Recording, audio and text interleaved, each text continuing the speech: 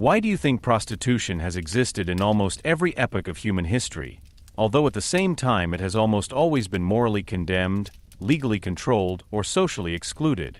Feel free to write your opinion in the comments below.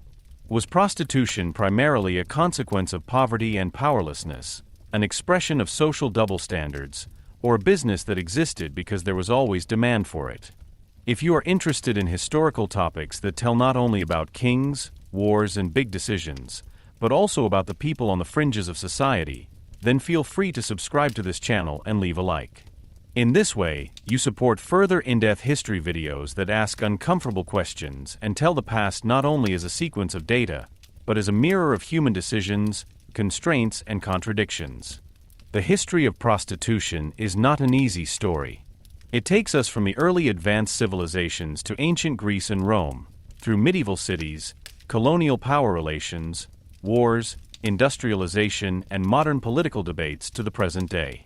It is about money, bodies, morality, religion, laws, and social control. Above all, however, it is about people who lived in very different times under very different conditions. In many societies, prostitution was tolerated as long as it served certain interests. At the same time, the people who worked in it or were forced to do so were often despised, monitored, or punished. Men used their services, states regulated them, churches condemned them, doctors examined them, police files recorded them, but rarely did anyone ask about the lives, the reasons, the constraints, and the voices of those affected. This script therefore does not look at the topic in a sensationalist way, but historically and humanly. It asks why prostitution came into being, how it was organized, who benefited from it, who suffered from it, and why societies over thousands of years dealt with it in such a contradictory way. Because anyone who looks at the history of prostitution not only recognizes something about sexuality, he also recognizes something about power, poverty, gender roles, violence, morality, and the question of whom a society grants dignity and who does not. Chapter 1. The oldest trade in the world? Hardly any sentence is repeated as often when talking about prostitution as the claim that it is the oldest profession in the world. The sentence sounds familiar, almost self-evident, as if it were expressing a simple historical truth. But it is precisely this apparent self-evident fact that makes it problematic. For he transforms a multi-layered history of poverty, power, gender, violence, survival, self-determination, and social control into a short formula that conceals more than it explains. Prostitution has existed in many societies, in different forms, under different conditions, and with very different meanings. But it was never just a trade like any other. It was almost always embedded in questions of property, morality, religion, law, social order, and human dignity. If you want to understand the history of prostitution, you first have to distance yourself from simple images. Many people immediately think of brothels, street prostitution, or modern debates about legalization and prohibition when they hear the term.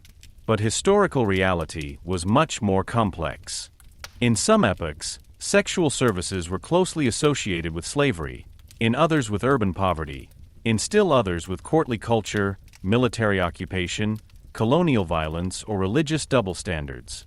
Sometimes prostitutes were officially registered, taxed, and medically controlled.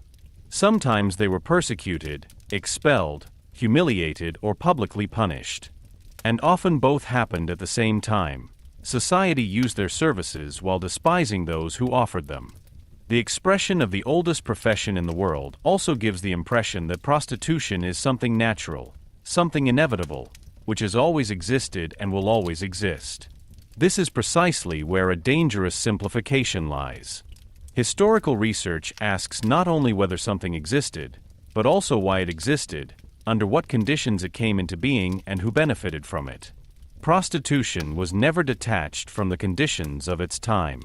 Where people had hardly any rights, where women were economically dependent, where slavery or debt bondage prevailed, where wars, migration, and poverty destroyed entire lives, forms of sexual exploitation often arose particularly easily.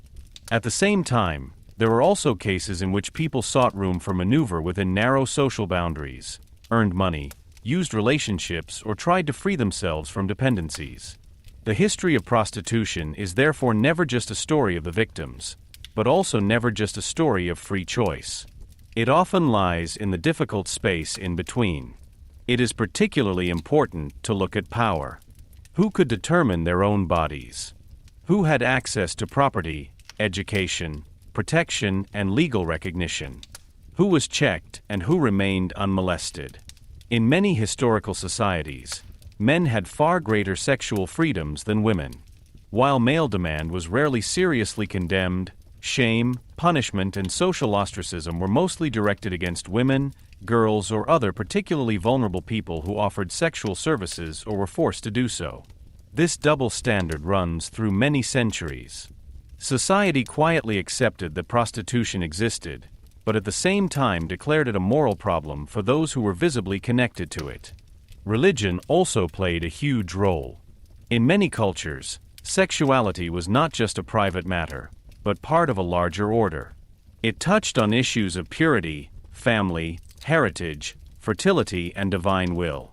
With the rise of large religious systems, the view of corporeality often changed considerably. Sexuality was increasingly associated with sin, temptation, or moral danger. Prostitution was condemned, but it rarely disappeared. Instead, a tension arose that became typical of many eras. Prostitution was declared a danger to the soul and public order, but it was tolerated as a supposedly necessary evil. This idea was particularly widespread in medieval and early modern Europe. It shows how closely morality and pragmatism were interwoven. What was publicly condemned could still appear politically, economically, or socially useful. Another important level is the law. Laws on prostitution say a lot about how societies wanted to establish order. Some states and cities tried to ban prostitution. Others regulated it very precisely. They determined where brothels were allowed to stand, what clothes prostitutes had to wear, when they were allowed to work, what taxes they had to pay, and how they were medically monitored. Such regulations were often presented as protecting society. In reality, they rarely protect those affected themselves. They often serve to make prostitution visible, to control it, and to distinguish it from respectable parts of society. Those who were already on the margins were marked even more strongly as a result. But prostitution was not only a question of morality and law. It was also an economic reality. Poverty is one of the most enduring factors in its history. If people had no secure incomes, no family support, no property rights, and no social protection, one's own body could become the last available resource. In many eras, women in particular were economically dependent on fathers, husbands, employers, or employers. Anyone who fell out of these structures, for example through the death of their husband, illegitimate pregnancy, expulsion, flight, war, or unemployment, could quickly find themselves in extreme hardship. Prostitution was then not simply a choice in the modern sense, but a decision under pressure, made in a world that offered few alternatives. At the same time, it would be too easy to regard all historical actors only as passive figures. Some women used the opportunities that their society gave them with great wisdom. In certain cities or courtly circles, individual courtesans were able to gain influence, acquire education, make contacts, and gain financial leeway. In ancient times, there were Hetaerae that were clearly different from ordinary prostitutes and played a special role in educated male circles. In the Renaissance, some courtesans were able to become well-known personalities. But such exceptions must not be romanticized. They show room for maneuver, but they do not conceal the vast majority of those who lived under coercion, poverty, violence, stigma, and legal defenselessness. The history of prostitution is also a history of language. Terms change. What a society calls a whore, prostitute, courtesan, Hetaerae, lover, concubine, forced laborer, or sex worker says a lot about its values and power relations. Language can devalue, obfuscate, dehumanize, or fight politically. In modern debates, even the choice of words is controversial. Some speak of sex work to emphasize work, rights, and self-determination. Others reject this term because they see it as a trivialization of exploitation. Historically, You have to be very careful to transfer today's terms to earlier times. A slave in a Roman brothel, an urbanly registered woman in the Middle Ages, an impoverished worker in the 19th century, and a modern self-organized sex worker lived in completely different worlds. Putting them all under a single term can help identify rough lines, but it can also blur differences. This is precisely why it is worth taking a long historical look. He shows that prostitution has never been on the fringes of society. It has always been closely connected to its center, with cities, armies, trade routes, ports, courts, churches, hospitals, police authorities, colonial administrations, and family orders. It was a mirror of how societies dealt with sexuality, poverty, and power. Those who talk about prostitution therefore also talk about marriage, property, male privileges, female dependency, social shame, state control, and economic inequality. So this first chapter is not about giving a definitive moral answer. It's about asking the right questions.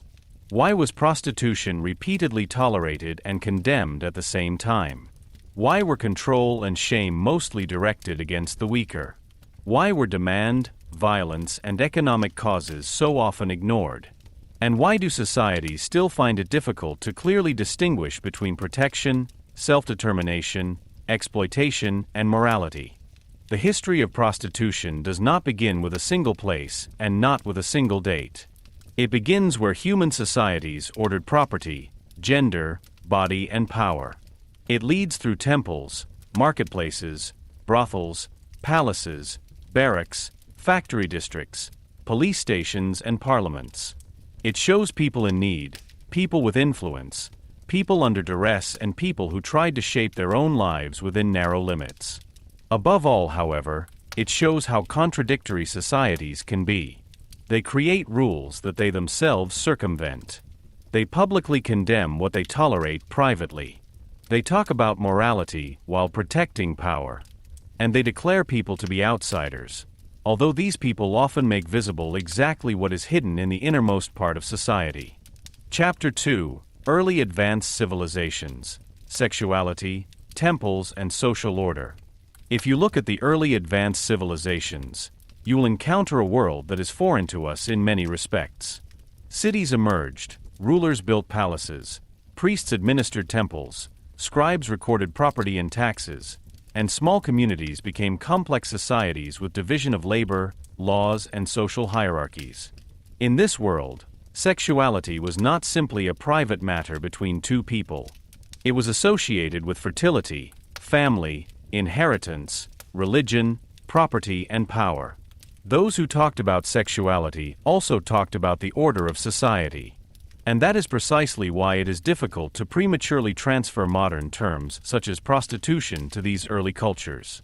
In Mesopotamia, i.e. in the landscapes between the Euphrates and the Tigris, some of the oldest cities of mankind were built. Uruk, Ur, Lagash, Babylon, and other places were not only political centers, but also religious and economic points of power. The temple played a paramount role in this. It was a sanctuary, administrative center, warehouse, employer, and symbol of divine order at the same time. People brought offerings, paid dues, worked on temple land, or were dependent on religious institutions. In such a world, sexuality could also be interpreted religiously. Fertility was vital because it affected the harvests, the herds, the births, and thus the survival of the community. This is precisely why older research has long talked about so-called temple prostitution. It was imagined that women in temples would have offered sexual services as a religious act, perhaps in honor of a goddess like Inanna or Ishtar, who was associated with love, war, desire, and power. This image was influential for a long time, but today it is viewed much more cautiously. Many historians warn against interpreting ancient texts too simply or reading later ideas into earlier times. Not every reference to women in temple service means prostitution.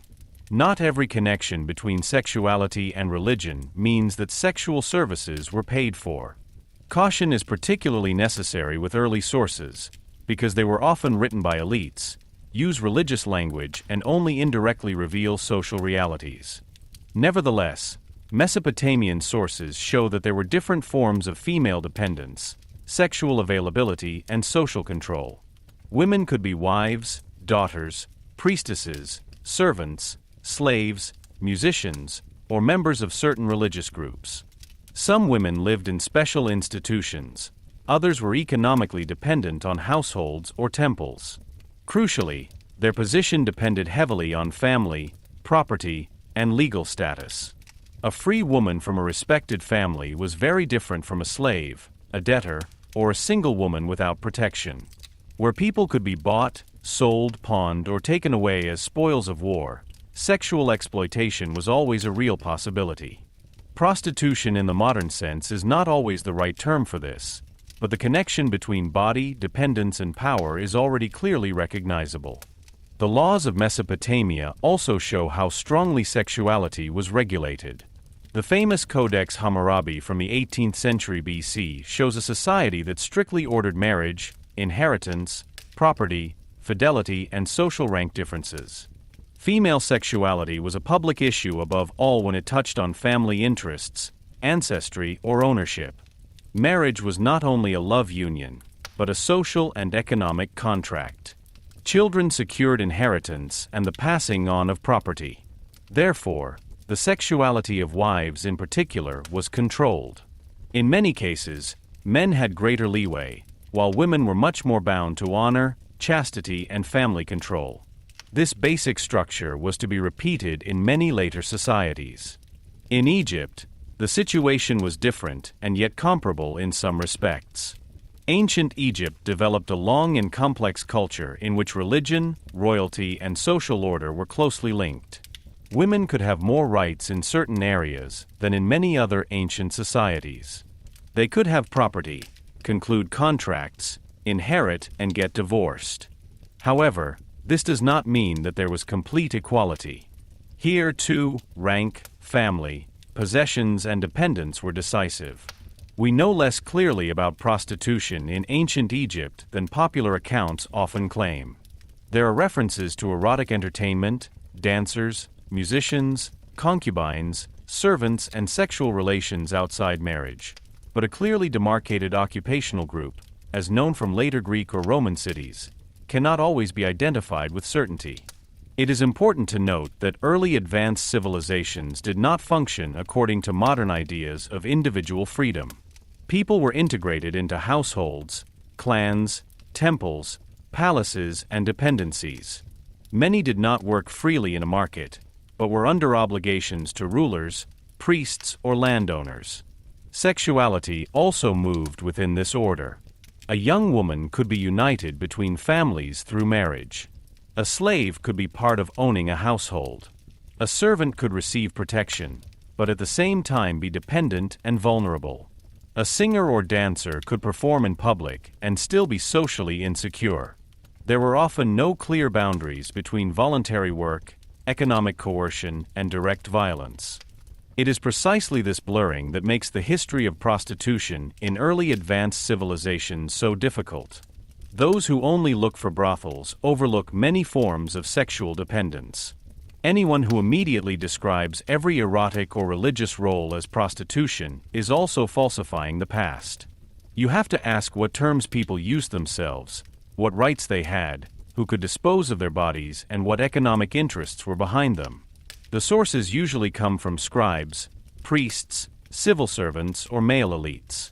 The voices of the affected women themselves are almost always missing. This creates an imbalance. We see rules, punishments, property lists, myths, and moral evaluations, but rarely personal experiences.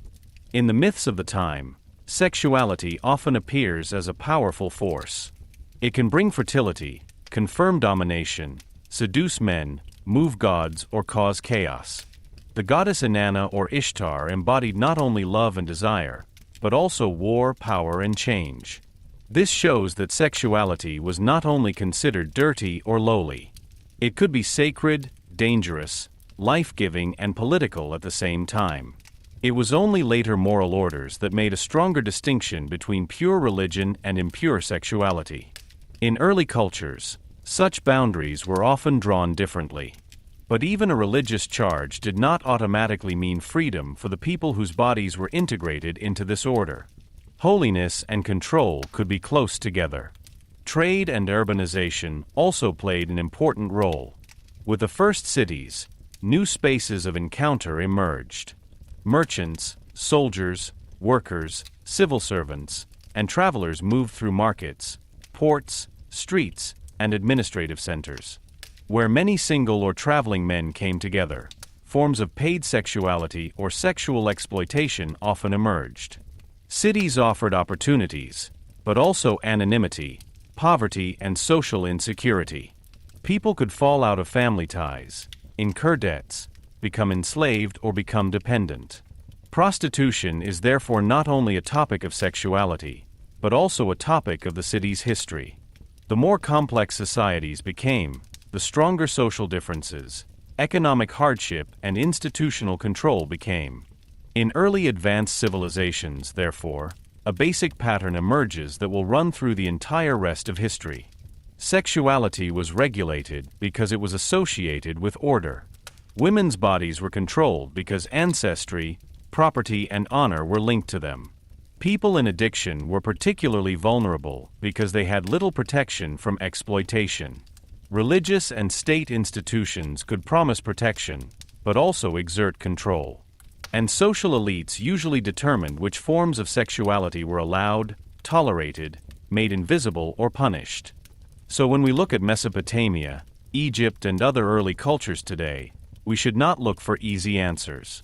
The story does not begin with a clearly recognizable brothel or with a clear profession. It begins with the emergence of social orders in which body, work, property, and power were intertwined. Prostitution in the narrower sense developed out of such conditions, but it was only one of several forms in which sexuality was used economically, religiously, or for manorial purposes. This makes it clear why this topic is so historically sensitive. It is not a question of placing modern judgments on past cultures. It is about understanding how people lived in early societies, what opportunities they had, and what constraints shaped them. The early advanced civilizations show that sexuality was never just private. It was part of the order, part of the economy, part of religion, and part of power. And this is precisely the beginning of that long history in which prostitution has always been visible and invisible at the same time, tolerated and condemned, used and controlled, humane and yet often dehumanized. Chapter 3: Greece, Hetaerae, Slaves, and Civil Society. In ancient Greece, we encounter a society that is still associated with philosophy, democracy, art, theater, and political thought. Athens is considered by many to be the cradle of democracy, Sparta as a symbol of military discipline, Corinth as a rich trading city, and the Greek world as a whole as the origin of many ideas that have shaped Europe to the present day. But behind this brilliant picture lay an order that made a strict distinction between citizens and non-citizens, men and women, free and unfree. Anyone who talks about prostitution in ancient Greece must therefore not only look at erotic culture or famous Hetaerae. You have to understand the political and social foundations of this world. For sexual services in Greece were closely linked to slavery, male supremacy, urban publicity, and a civil society that built its freedom on the lack of freedom of others. This is particularly evident in Athens in the 5th and 4th centuries BC. Athenian democracy was a political order in which male citizens could have a say in laws, war, alliances, and public affairs. But this freedom only applied to a limited group. Women, slaves, strangers, and children were excluded. The wives of Athenian citizens usually lived heavily tied to the household. Their most important social task was to give birth to legitimate children and to ensure the existence of the bourgeois family. Because inheritance, descent, and citizenship were tied to the marital family, female sexuality was strictly controlled. A middle-class woman was to be protected, monitored, and largely kept away from the public world. Their reputation was based on restraint, chastity, and the ability to manage the household. At the same time, men had much greater sexual freedom. An Athenian citizen could be married and still have sexual relations with slaves, prostitutes, or Hetaerae without this endangering his social position to the same extent. This is precisely where a deep-rooted double standard becomes apparent. Marriage was there to secure the family and citizenship, but male desire was often lived out outside of marriage. In this order, prostitution fulfilled a function that was taken for granted by many men. It was part of the city, part of male sociability, and part of a social world in which women were valued very differently depending on their origin, status, and ownership. In the Greek world, there was no one form of prostitution. Rather, there was a broad spectrum. At the bottom were often slaves who had to perform sexual services and could hardly determine their own lives. They could work in brothels, be rented out by owners, or exploited directly. Many were prisoners of war, deportees, people from poorer regions, or children of slaves. Her body did not legally belong to herself. For them, prostitution was not a free activity, but part of a system in which people were treated as property. This reality must not disappear behind romantic images of antiquity. Where slavery was normalized, sexual exploitation was always part of the social order. In addition, there were simple prostitutes who worked in port districts, on the streets, in inns, or in brothels. Especially in trading cities such as Corinth, Piraeus, or other places with many sailors, traders, and travelers, there was a demand for sexual services. Such places were characterized by movement, money, strangers, and male conviviality. Prostitution was visible there, but not seen. It was part of urban life and at the same time associated with social contempt. The women who worked in these areas were usually on the fringes of society. Many were unfree or economically dependent. Their lives were marked by insecurity, illness, violence, debts, and a lack of protection. The Hetaerae occupied a special position. The term is often translated as educated companions, but caution is also necessary here. Hetaeraes differed from ordinary prostitutes in that they were valued not only for sexual services, but also for entertainment, conversation, music, education, and social accompaniment. Some of them could read, make music, appear rhetorically, and move in circles that remained closed to respectable middle-class women. They took part in symposia, i.e. male drinking bouts in which politics, philosophy, art, and personal relationships merged.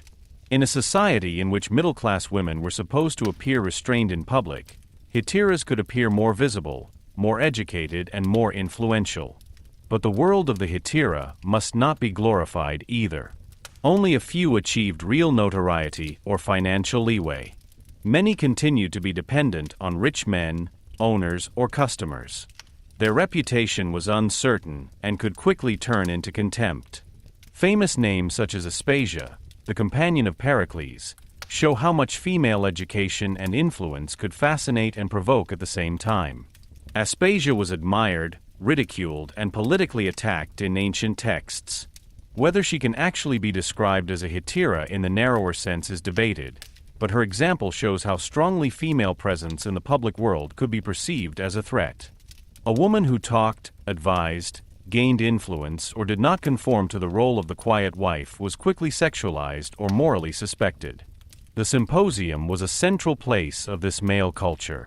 Men met there to drink, discuss, make music, and celebrate.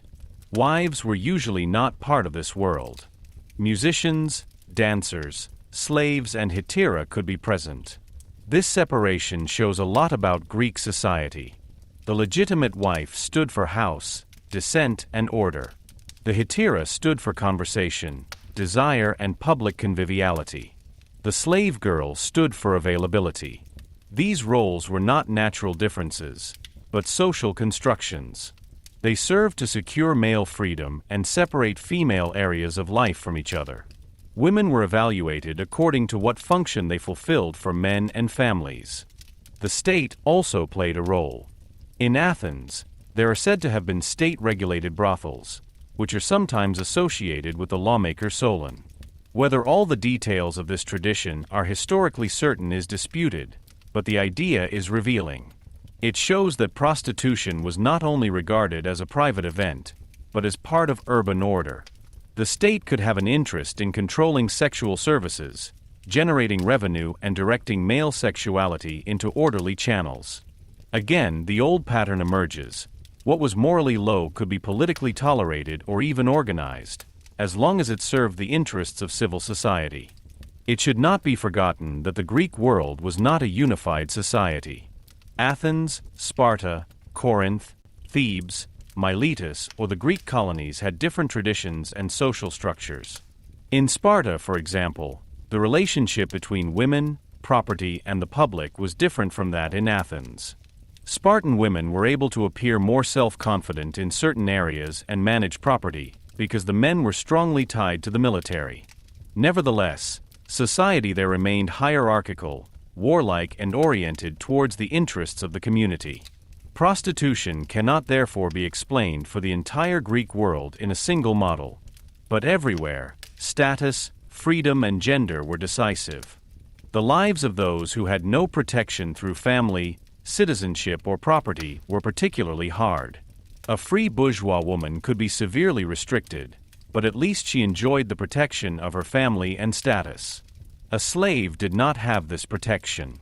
A foreign woman without citizenship could be more economically mobile, but also legally insecure. A prostitute could earn money, but rarely gain social respect. These differences show that gender alone does not explain everything. The decisive factor was the connection between gender, social rank, freedom, origin, and economic dependence. Greek culture left behind many texts, images, and stories in which prostitutes, Hetaerae, and erotic scenes appear. Vase paintings, comedies, court speeches, and philosophical dialogues provide insights, but they are not neutral reports. They come predominantly from a male perspective. They show what men saw, wished, mocked, or considered to be in need of order. The voices of the affected women are almost completely missing. This is precisely why you have to read carefully. A comedy can laugh at a hetaera, a court speech can morally attack a woman, a philosopher can talk about love without taking the social constraints of women seriously. Behind these sources is a world in which men explained what was honorable, ridiculous, dangerous, or desirable. Prostitution in ancient Greece was therefore not a marginal phenomenon, but part of a comprehensive order. It made visible how the polis worked. The freedom of the male citizen was based on exclusions. Women were divided into roles. Slaves were treated as property. Foreigners were politically excluded. Sexuality was not simply suppressed, but distributed according to social categories. The wife was supposed to give birth to legitimate children. The slave could be used. The prostitute could be bought. The hetaera could entertain, seduce, and sometimes gain influence. This order was comfortable for many men, but for many women it was a world of narrow boundaries and great vulnerability. In the end, Greece shows particularly clearly how closely prostitution was linked to civil society and power. In the same culture that thought about freedom, virtue, reason, and political participation, many people were excluded from precisely this participation. The history of prostitution in Greece is therefore not only a history of brothels or famous Hetaerae. It is a story about who was considered a human being with rights and who was made available as a body. It shows the contradictions of a civilization that produced great ideas and at the same time was based on inequality. Anyone who understands this contradiction recognizes Greek antiquity as no less important, but more humane, more difficult, and more truthful. Chapter 4: Rome, Brothels, Power, and Public Morality. In the Roman Empire, prostitution was visible, commonplace, and at the same time deeply stigmatized. It was one of the streets, markets, port areas, inns, bathing establishments, and entertainment districts of a world power that stretched from Britain to Egypt, from Spain to Syria. Rome was not only a city of temples, triumphal arches, senate houses, and villas, but also a city full of noise, crampedness, poverty, violence, and social contrasts. In this world, senators, traders, soldiers, freedmen, slaves, craftsmen, day laborers, migrants, and people from all parts of the empire met. Where so many people lived, worked, traveled, and fought, numerous forms of sexual services also emerged. But as in Greece, prostitution in Rome was never just a question of desire. It was closely linked to status, slavery, gender, law, property, and public morality. Roman society was strictly hierarchical. At the top were old noble families, senators, knights, and rich landowners. Among them were free citizens, freedmen, simple workers, the poor, and a huge number of enslaved people. This order also determined the way sexuality was handled. A free Roman man could allow himself great sexual freedoms as long as he respected certain social boundaries and did not damage his public dignity. The decisive question was not so much whether he had sexual contacts outside of marriage, but with whom, in what role, and with what consequences for status and family. Marriage served primarily for procreation, the securing of legitimate heirs, the connection of families, and the passing on of property. A wife's sexuality was strictly controlled because it was directly linked to descent and honor. The man, on the other hand, moved in a world in which the sexual use of slaves or prostitutes was often considered socially acceptable. This double standard was deeply rooted in the Roman order. An honest woman should be reserved, domestic, and faithful. Her sexual integrity was part of the family's honor. A prostitute, on the other hand, was considered dishonorable, even if her services were used by men of all classes. Roman morality was therefore not simply a morality of sexual abstinence. It was a morality of the social order. The decisive factor was who was allowed to dispose of whom. A Roman man did not automatically lose his honor because he sought out a prostitute. The prostitute herself, however, bore the stigma of shame. It was associated with public availability and stood outside the respect that an honorable matron could claim. This shifted the responsibility for sexual double standards almost entirely to those people who had the least protection anyway. Brothels in Roman cities were not hidden places in the modern sense. Especially in Pompeii, which was exceptionally well preserved by the eruption of Mount Vesuvius in 79 AD, evidence of sexual services can be clearly seen.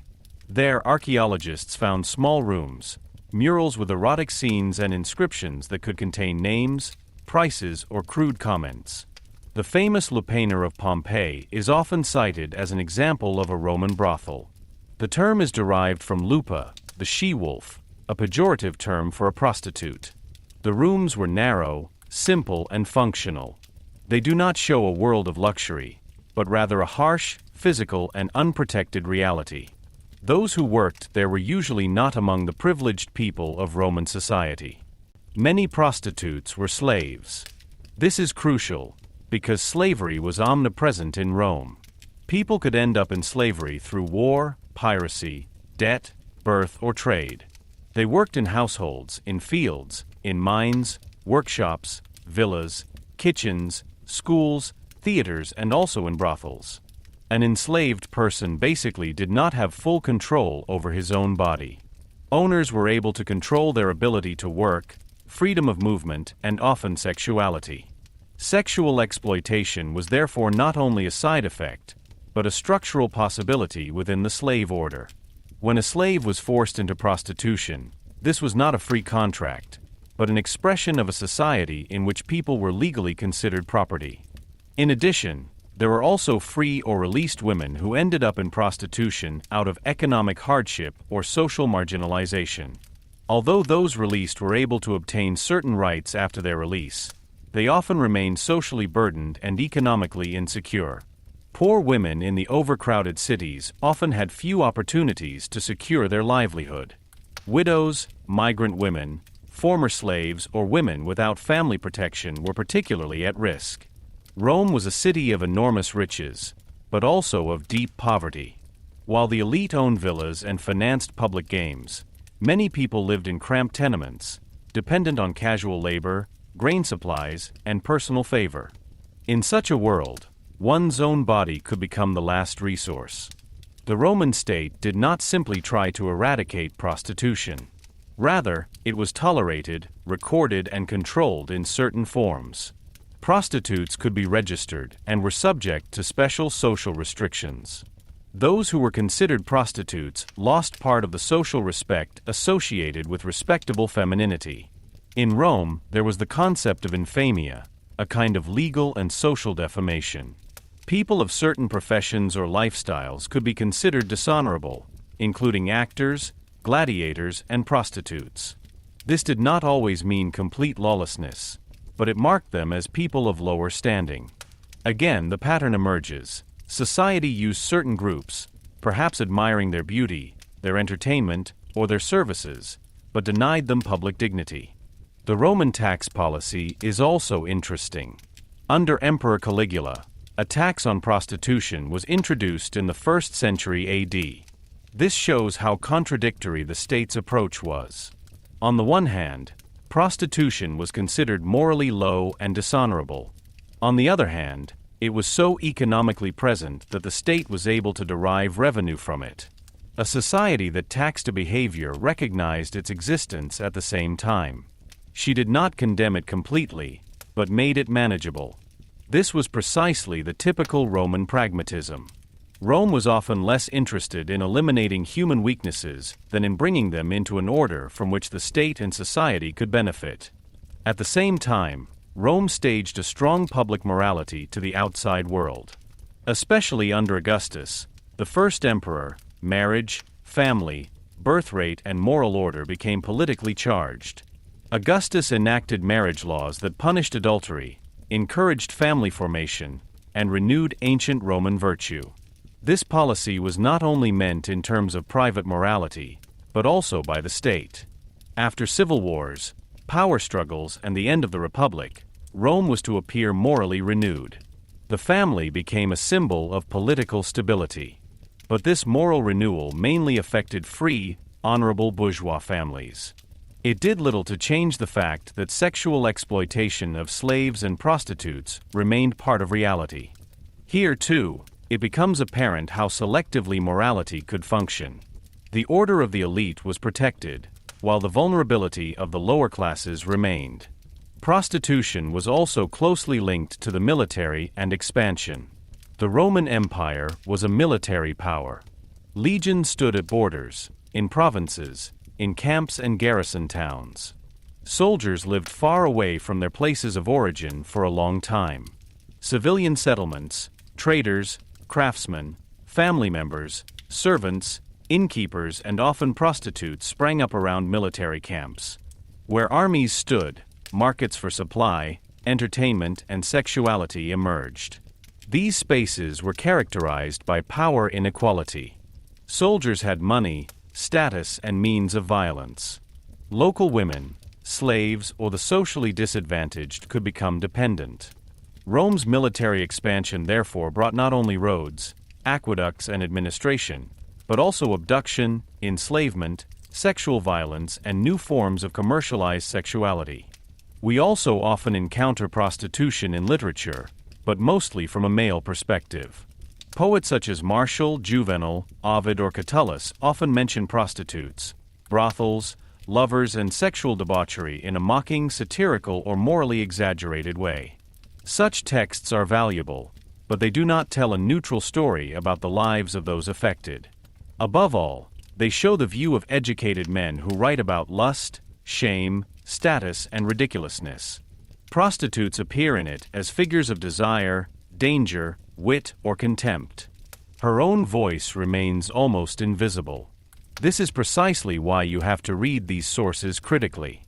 They reveal a lot about Roman fantasies and prejudices, but little about the pain, fear, everyday life, or hope of the people who actually lived in brothels or on the streets. The Roman world thus shows a particularly clear connection between power and body. Prostitution was not simply a private business between two people. It was embedded in a society in which status meant everything. The free citizen had rights, honor, and political affiliation. The honorable wife embodied family and legitimacy. The slave was under a claim to ownership. The prostitute was made publicly available and socially belittled. Who was allowed to touch, buy, control, or protect which body was an expression of the Roman order itself. In the end, the history of prostitution in Rome therefore tells of a huge contradiction. Rome saw itself as the bearer of law, order, discipline, and civilization. It built roads, organized administration, created legal concepts, and shaped Europe for centuries. But the same order allowed people to be treated as property, sexually exploited, and then morally despised. Public morality was directed less against the abuse of power than against the loss of social control. It was not the male grip that was at the center of the condemnation, but the visible availability of those who lived at the bottom of society. This is precisely why Rome is so important for the history of prostitution. It shows how a highly developed legal system and massive inequality could coexist. It shows how a state could tax, tolerate, and stigmatize prostitution at the same time. And it shows how strongly sexual morality depended on social rank. Those who had power could desire, buy, and dispose. Those who had no power were registered, used, and shamed. In this tension between public morality and private use, between law and exploitation, between order and degradation lies a pattern that was to reach far beyond Roman antiquity. Chapter 5: Early Christianity, Sin, Repentance, and Control of the Body. With the rise of Christianity, the view of sexuality, body, and morality changed profoundly. The world in which early Christianity originated was initially the world of the Roman Empire. In cities such as Rome, Corinth, Antioch, Alexandria, or Ephesus, people from the most diverse backgrounds lived together. There were slaves and freemen, rich traders and poor day laborers, Roman officials, Jewish communities, Greek-influenced educated classes, soldiers, migrant workers, and a variety of religious cults. Prostitution was visible and known in this world. Brothels, sexual services, slavery, and male double standards were part of social reality. So early Christianity did not enter a world in which sexuality was hidden or insignificant. It entered a world where body, desire, and social power were very openly connected. The Christian message, however, brought with it a new moral interpretation. The human body was not simply understood as the possession of a master, a customer, or a state, but as part of a divine order. Man was considered a creature of God, and his body was not to be used arbitrarily. At the same time, a strong skepticism towards unbridled desire developed in early Christianity. Sexuality was not considered evil in principle, because marriage, procreation, and family continued to have their place. But sexuality outside of marriage was increasingly understood as a danger to the soul, community, and relationship with God. This put prostitution in a new moral light. It was no longer just a socially low trade or a matter of public order, but became more associated with sin, temptation, and spiritual endangerment. However, this change should not be understood too simply. Early Christianity did not consist of a powerful church that enacted laws and controlled societies from the beginning. The first Christian communities were minorities within the Roman Empire. They had no state power and often lived under pressure, mistrust, and persecution themselves. Their morality arose in small communities that wanted to distance themselves from the world around them. For many Christians, sexual self-control was a sign of inner renewal. Those who followed Christ were no longer to live by the standards of the old world. This attitude constituted both a critique of Roman exploitation and a new form of moral control. This became particularly clear in the evaluation of the body. In Roman society, the body was strongly dependent on social rank. The body of a free citizen was considered more venerable than the body of a slave. The body of an honorable wife was protected because it was connected to family and inheritance. The body of a prostitute, on the other hand, was considered publicly available and dishonorable. Christianity countered this order with another basic idea. Before God, all people possessed a soul, regardless of origin, gender, or status. That was a powerful thought in a strictly hierarchical world. It could mean that slaves, the poor, and prostitutes were not simply social garbage, but people who were capable of conversion, dignity, and redemption. At the same time, however, this did not result in an easy path to social liberation. The Christian message could grant prostitutes a spiritual dignity, but at the same time it placed their way of life under the concept of sin. A prostitute could repent, and be accepted into the Christian community, but usually only on the condition that she left her previous life. So Christianity offered mercy, but mercy was closely linked to repentance. The person concerned was not only seen as a victim of social conditions, but also as morally burdened. This shows a tension that was to shape Christian history for a long time. The church could show compassion and yet condemn, want to save and yet shame, promise protection and at the same time exercise control. Biblical narratives and later interpretations played an important role in this. In the Gospels, Jesus encounters people who were despised by society with striking closeness. Tax collectors, sinners, adulteresses, and women with dubious reputations do not appear simply as outcasts, but as people who are open to forgiveness. It was precisely this attitude that differed from many forms of social hardship. She made it clear that moral fall did not have to be the last word on a person. But later Christian commentators often associated such narratives with a strong ideal of repentance. The fallen woman became a figure who could be saved through repentance. This created a powerful image: the prostitute as a sinner who sheds tears, sheds her old life, and is renewed by grace. There were two sides to this picture. On the one hand, it could open doors. It said that even a despised woman was not lost for good. In a society that often regarded prostitutes only as dishonorable or dirty, the possibility of forgiveness was not meaningless. On the other hand, this image often reduced the affected women to guilt and purification. Their economic constraints, their experiences of violence, their dependence on pimps, owners, customers, or families disappeared behind the moral narrative. Instead of asking why a woman ended up in prostitution, the main question was whether she repented. Instead of examining the power of men, the focus was on women's sin. Over time, the church gained influence in the Roman Empire, especially after the Constantinian turn in the 4th century, when Christianity was increasingly favored, and later, when it became the dominant religion, its social role changed fundamentally. A persecuted minority became an institution that could shape morals and influence political decisions. As a result, the handling of prostitution was also shaped more strongly by the church and the state.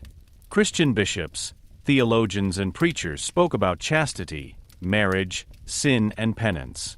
They warned against sexual debauchery and saw prostitution as a danger to the soul. But at the same time, they were faced with a reality that could not be easily eliminated. Because prostitution did not disappear just because it was religiously condemned. Poverty, slavery, war, city life, and male demand persisted. Many men continued to seek sexual services. Many women and enslaved people continued to be dependent. The church could preach, but it could not simply cancel out the social causes. Therefore, an attitude arose that later became particularly influential. Prostitution was considered a sin, but at the same time sometimes tolerated as a lesser evil. The idea was that total suppression of prostitution could supposedly lead to greater evils, such as rape, adultery, or sexual disorder. This idea was deeply problematic because it took little account of the needs and rights of the women concerned. But it shows how strongly Christian morality and social pragmatism were intertwined. An important theologian in this context was Augustine. He lived in the 4th and early 5th centuries and had a lasting influence on Western Christianity. Augustine thought intensely about desire, sin, marriage, and human weakness. For him, disordered desire was a sign of fallen human nature. Sexuality had its place in marriage, especially in connection with procreation, but lust remained morally suspect. In dealing with prostitution, he is credited with the idea that it can be tolerated as an ugly but functional element in a fallen world, because its complete removal could supposedly endanger the social order. Whether one considers this attitude realistic or cynical, it made it clear that prostitution did not simply disappear in Christian thinking. It was morally classified, but continued to be socially considered. This Christian view also had an effect on the role of women. The ideal of female chastity gained enormously in importance. Virginity was particularly highly valued. Wives were supposed to be faithful and modest. Widows could lead a pious life, and women who were considered sexually available were at the bottom of moral esteem. This strengthened a sharp separation between pure and impure femininity. The virgin, the wife, the penitent and the prostitute became moral figures. Such images shaped sermons, legends, art, and social expectations. They could protect women, but also imprison them. For female dignity was strongly tied to sexual purity. Anyone who lost this purity or who was denied it could hardly return to the community unharmed. It was particularly tragic that this order often weakened male responsibility. Christianity condemned sexual sin in men and women in principle. In practice, however, social shame often remained unevenly distributed.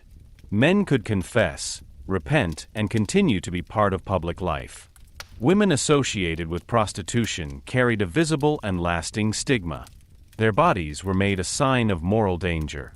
The demand, violence, economic hardship, and male privileges that made prostitution possible were less often viewed with the same severity. This gave rise to a Christian-influenced double standard that differed from the Roman one, but continued many of its social inequalities. Nevertheless, it would be wrong to tell Christian history only as a story of oppression. There were also real forms of help, reception, and care. Monasteries, pious communities, and later church institutions offered refuge to some women. The idea that a prostitute was not lost for good, but could start a new life, was significant for individual people. Legends of saints told of women who found their way to holiness from a life of sin. These stories were often highly idealized, but they could also contain a message against definitive exclusion. The problem was not in the idea of forgiveness itself, but in the fact that forgiveness was often tied to shame and too little attention was paid to social causes. In early Christianity, prostitution therefore became a moral touchstone. It showed how the new religion thought about the body, desire, guilt, and mercy. But it also showed how difficult it was to implement spiritual ideals in an unequal society. The Christian message claimed to grant dignity to every human being. But social reality remained marked by poverty, slavery, male dominance, and social exclusion.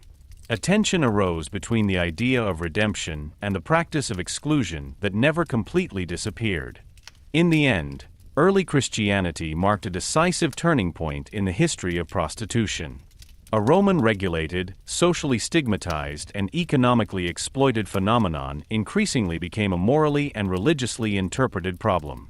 Prostitution was now seen more as a sign of sin, but also as a place of possible repentance. The prostitute became a figure between damnation and salvation, between shame and mercy, between social contempt and religious hope.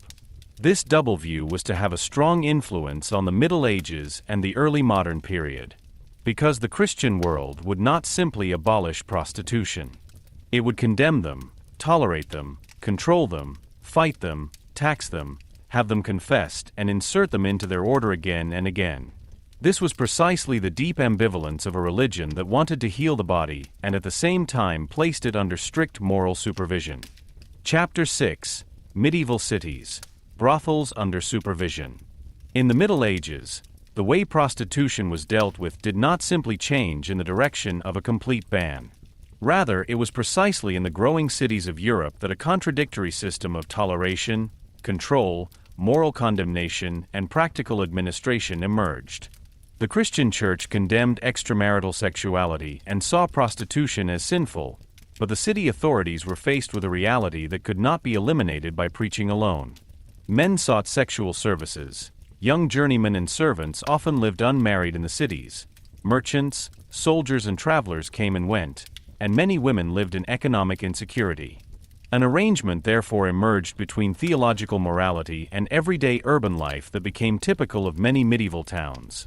Prostitution was not approved, but under certain conditions it was tolerated, regulated, and spatially limited. The medieval city was a special social space. It was narrower, louder, and more mobile than the village. People from different backgrounds lived close to each other. Trade and crafts created new opportunities, but also new forms of poverty. Many city dwellers did not have stable family security. Young men worked as apprentices or journeymen, often far away from their family of origin and without any prospect of an imminent marriage. This is because marriage required economic independence. Those who could not run their own household were often not allowed or could not marry. At the same time, society expected women to have chastity before marriage and fidelity within marriage. In this tension, many authorities saw prostitution as an outlet to keep male sexuality away from respectable women. This idea was deeply patriarchal, because it hardly considered the needs and rights of women. But she explains why prostitution was not simply banned in many cities despite church condemnation. Urban brothels were often referred to as women's shelters. They were under the supervision of the council, a city official, or a tenant. In some cities, the authorities operated such houses directly or granted the right to run them in exchange for taxes. Prostitution thus became part of the municipal order. The city was able to generate revenue, exert control, and at the same time claim that it was limiting an inevitable evil. The existence of such houses shows how pragmatic medieval city politics could be. Officially, prostitution was considered morally low and dangerous. In practice, however, it was administered because it was believed that it could prevent greater disorder. This logic is encountered again and again: not abolition, but limitation; not recognition, but supervision. Spatial control played a major role in this. Prostitutes should not be visible everywhere. They were assigned to specific streets, neighborhoods, or houses. Often these places were located on the outskirts of the city, close to walls, gates, rivers, markets, or inns. There they were accessible, but at the same time symbolically demarcated. The city wanted to use prostitution without putting it in the vicinity of respectable families, churches, or prestigious residential areas. This spatial separation was more than administration. It was a form of social marking. Those who lived or worked in the women's shelter visibly did not belong to the honorable community. The city drew boundaries and thus made it clear who stood inside and who was only tolerated. Clothing and external signs could also be prescribed. In some regions, prostitutes had to wear certain colors, veils, ribbons, or garments to distinguish them from respectable women. Such regulations supposedly serve clarity and order. In fact, they made stigma publicly visible.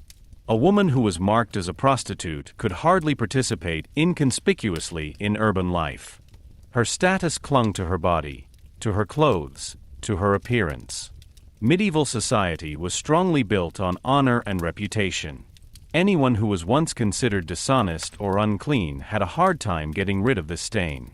The labeling of prostitutes made social exclusion an everyday experience. At the same time, the women in these houses did not all live under the same conditions.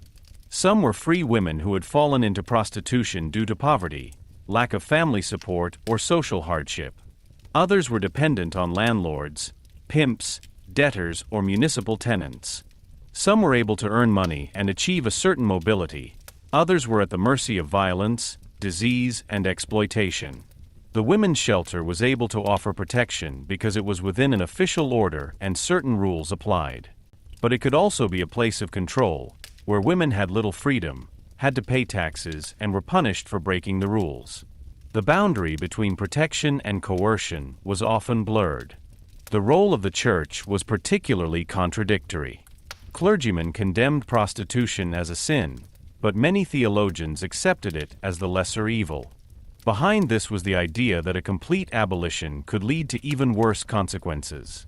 There were fears of rape, adultery, sexual assaults on respectable women, or unrest among unmarried men. This argumentation reveals a lot about the medieval order. It did not focus on the rights of prostitutes, but on the protection of marriage, the virginity of respectable women, and public peace. Paradoxically, prostitutes were thus regarded as necessary for an order that at the same time morally excluded them. They were supposed to protect the purity of others, while they themselves were denied purity.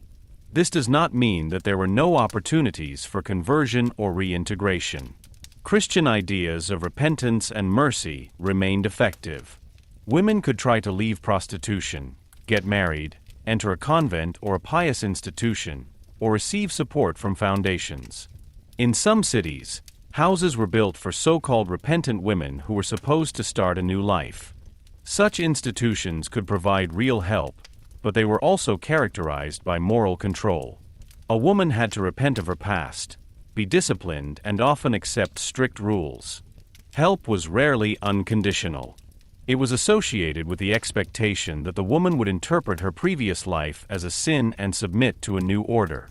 The municipal authorities also regulated when and under what circumstances prostitutes were allowed to work.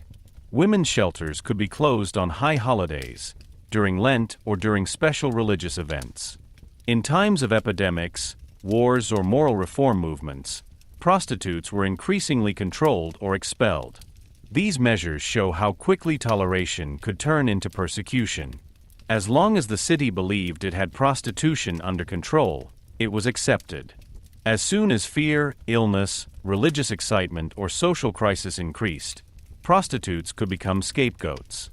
They were then considered signs of divine wrath, moral decay, or urban disorder. Violence was also a constant risk. Prostitutes stood on the fringes of respectable society and often found it difficult to defend themselves against assaults. Customers, innkeepers, city servants, or drunken men could take advantage of their situation. Although some cities had rules that punished certain forms of violence, the social status of women weakened their credibility. Those who were considered dishonest were not always taken seriously in court. In addition, debts, dependencies, and a lack of networks could prevent women from defending themselves at all. The urban order promised control, but it did not guarantee dignity. The handling of prostitution also shows the importance of honor in the Middle Ages. Honor was not a purely personal feeling, but a social currency. It decided who could marry, who was credible in court, who was admitted to guilds, and who remained part of the community. Prostitutes were often classified as dishonest. This dishonesty affected not only her profession, but her entire social existence. They could be used, taxed, and tolerated, but they remained marked. This was precisely the harshness of the system. It created a group of women whose work was considered functional, but whose person remained devalued. In the cities of the late Middle Ages, regulation increased in some cases. Growing administrations, written city rights, and council regulations made prostitution more on record. Fines were determined, responsibilities were determined, houses were inspected, and conflicts were intervened. This written form gives historians today insights, but it in turn shows above all the view of the authorities. We hear the council, the judges, the clergy, the landlords. The women themselves rarely speak. Their experiences must be sought between the lines. There they appear as disputes, tax objects, moral examples, or regulatory problems. It is precisely this silence that is significant. The city talked a lot about prostitutes, but rarely with them. Despite all the controls, prostitution was not completely limited to official women's shelters. There was clandestine prostitution, casual relationships in exchange for gifts, sexual dependencies in employment relationships, relationships between masters and maids, violence in households, and exploitation of poor women outside the official order. Urban regulation only captured part of reality. Precisely because honorable facade and actual behavior were often separate, the line between permitted, tolerated, and forbidden sexuality was difficult to draw. A woman could lose her reputation through rumors, even if she did not live in a women's shelter. Conversely, men could use sexual services without permanently endangering their reputation. In the end, the medieval women's shelter shows all the contradictions of this era. Prostitution was described as a sin and at the same time tolerated as necessary. Prostitutes were excluded from the respectable community and at the same time integrated into the urban order. The church preached chastity, while the city supervised brothels. The council spoke of public peace, while women endured stigma, control, and violence. The Middle Ages were therefore not simply a time of blind suppression or complete secrecy. It was a time of regulated ambivalence. Prostitution was overshadowed by morality, but in the middle of the city. This is precisely where its historical significance lies. If you look at medieval cities, you will see how societies deal with contradictions. They create spaces for what they officially condemn. They control what they cannot abolish. They use people who shame them at the same time. And they call an order moral, even though it is based on an unequal distribution of protection, honor, and power. The women's shelters of the Middle Ages were therefore not only places of sexual services. They were mirrors of an urban society that saw itself as Christian, orderly, and honorable, but showed exactly at its edges how fragile this order actually was. Chapter 7: Illness, Fear, and Exclusion. When societies get into crises, they often look for culprits. Disease, epidemics, war, hunger, and social unrest create fear, and fear is rarely directed only against the invisible. She is looking for bodies, faces, and groups to which she can be transferred. This pattern is particularly evident in the history of prostitution. For centuries, prostitutes were not only morally condemned, but also considered a danger to health, order, and religious purity. As soon as illness and sexuality were combined, the willingness to exclude those people who were already on the margins grew. The fear of infection quickly turned into fear of certain people. In this way, a medical problem became a social and moral judgment. In the Middle Ages and the early modern period, illness was difficult to explain for many people. There were medical traditions from antiquity, such as the study of bodily fluids, and there was practical experience with medicinal herbs, wound treatment, and hygiene. But causes of infections were unknown. No one could see bacteria and viruses. When epidemics broke out, they acted like a foreign force that afflicted cities, villages, and families. The plague in particular left deep traces in European thinking. The Black Death of the 14th century killed millions of people and shook confidence in existing orders. In such times, many people explained illness not only medically, but religiously and morally. Epidemics could be seen as God's punishment, as a sign of moral decay, or as a result of a disturbed divine order. In this atmosphere, prostitutes were easily suspected of being part of the problem. In any case, their way of life was associated with sin, physicality, and public availability. When illnesses related to sexuality occurred, the moral condemnation seemed to be confirmed for many contemporaries. The body of the prostitute became a supposed place of danger. The focus was not on poverty, violence, poor living conditions, lack of medical care, or the responsibility of the customers, but on the allegedly unclean woman.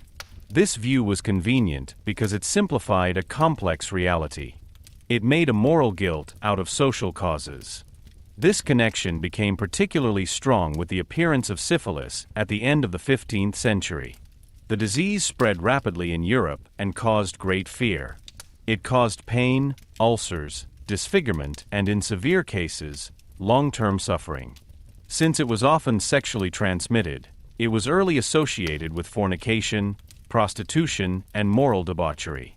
Interestingly, different countries gave names to the disease, each of which blamed others. In some areas, people spoke of the French disease, in others of the Neapolitan disease, or with other national attributions. This alone shows a typical pattern. Illness was understood not only as physical suffering, but as something strange, shameful, coming from outside. They wanted to attribute them to another group, country, or way of life. Prostitutes were increasingly controlled in this climate. Cities and authorities began to monitor their state of health more closely, to temporarily close brothels or to expel women with visible symptoms of illness. Such measures were justified as protecting the general public, but they almost always hit women harder than men. Customers, soldiers, merchants, and other men could spread diseases without being visibly controlled. The idea that the danger came primarily from prostitutes shifted responsibility. The male body appeared to be endangered, the female body dangerous. This reversal was momentous. It shaped the medical and police treatment of prostitution for centuries. The combination of illness and morality created a particularly harsh form of exclusion. Those who were sick were not only considered suffering, but often also guilty. Venereal diseases were shamed because they referred to sexual behavior. For prostitutes, this meant a double burden. They were economically dependent on customers, but had little protection against infection. If they fell ill, they lost income, housing, and often the last remnants of social recognition. Their illness was seen not as the result of dangerous work and an unequal society, but as a sign of their alleged depravity. Thus, suffering was transformed into guilt. The living conditions of many prostitutes themselves were an important factor in the disease. Confined spaces, poor nutrition, lack of hygiene, violence, alcohol, constant dependence, and lack of access to effective treatment made them particularly vulnerable. Brothels could be places of control, but not necessarily places of security. Women who worked on the streets or in clandestine forms of prostitution were even more at risk. Those who had no rights could hardly refuse customers. Those who had debts could hardly take breaks. Anyone who became ill was replaced, expelled, or punished. Health was therefore not just a medical question, but a question of power and protection. In many cities, prostitutes have therefore been declared a kind of public health problem. The state or the city administration did not intervene to ensure their dignity, but to protect the rest of society from them. That's a crucial difference. Control was passed off as welfare, but was often a form of discipline. Women had to undergo examinations, could be detained, treated, or expelled if they suspected illness. Their bodies became administrative objects. At the same time, the company that used her services declared her a risk. This pattern was to continue later, especially in the 19th century, when medical control and police registers became even more systematic. But fear of illness was never purely medical. It was associated with ideas of purity, honor, and social order. In Christian societies, physical illness was often symbolically charged. The sick body could appear as a sign of inner disorder. Venereal diseases seem to confirm this idea in particular, because they were associated with lust, desire, and forbidden sexuality. Preachers warned against sin, doctors described symptoms, authorities issued rules, and together they created a picture in which the prostitute appeared as a dangerous figure, seductive, sickening, morally corrupt, and socially contagious. This image was powerful because it combined medical fear and moral imagination. Exclusion was not only evident in laws and controls, but also in everyday life. Prostitutes could be expelled from certain streets, were only allowed to enter some churches or public places to a limited extent, had to wear conspicuous clothing, or were chased out of the city during crises. In times of religious renewal or after epidemic outbreaks, cities could try to publicly demonstrate their moral purity. Then it often hit those groups that were considered dishonest anyway: beggars, strangers, Jews, minstrels, travelers, and prostitutes. The city established order by cleaning the edges. But this order was often more of a symbol than a solution. It showed power, but did not eliminate the causes of poverty, disease, and exploitation. What was particularly cruel was that exclusion often exacerbated the problems. When prostitutes were expelled, they did not necessarily work less, but more insecurely. When brothels were closed, prostitution moved to secret rooms. When sick women were punished, they hid symptoms of illness for fear of loss of income or imprisonment. Repression could therefore make illness more invisible instead of preventing it. But such connections were hardly noticed for a long time. Authorities wanted visible order, not necessarily effective protection. The moral gesture was often more important than social reality. At the same time, there have been repeated attempts to treat illness in a more practical way. Some cities set up hospitals where people with certain diseases were cared for. Bathers, surgeons, and later academically trained physicians developed treatment methods, even if many of them were ineffective or even harmful from today's perspective. Mercury treatments for syphilis, for example, could have serious side effects. Nevertheless, medical practice shows that illness was not only interpreted religiously. Over time, a state and medical interest in monitoring populations and regulating health grew. For prostitutes, however, this rarely meant more freedom. They often became the first groups on which new forms of physical control were tested. The history of illness and prostitution therefore shows a deep contradiction. On the one hand, Prostitutes were indeed exposed to health risks and could be part of chains of infection, like many other people. On the other hand, society held them disproportionately responsible because they were already morally charged. The customers, the economic conditions, the violence and the lack of supply disappeared into the background. Health was not understood as a shared responsibility, but as a problem of a stigmatized group. This created a long tradition in which the body of the prostitute was monitored, examined, marked, and punished. This chapter therefore leads right into the question of how societies deal with fear.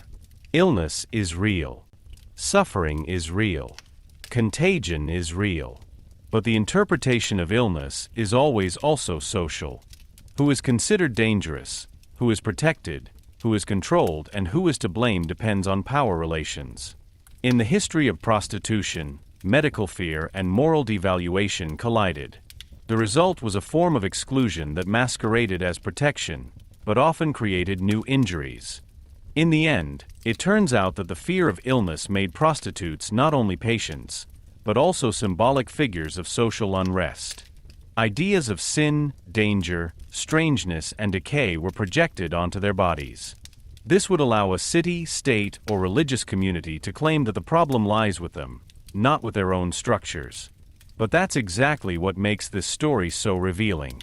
It shows how easily societies blame the most vulnerable when faced with uncertainty.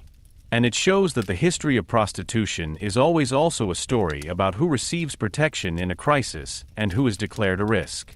Chapter 8: Renaissance and Early Modern Period. Between Luxury, Poverty, and Punishment.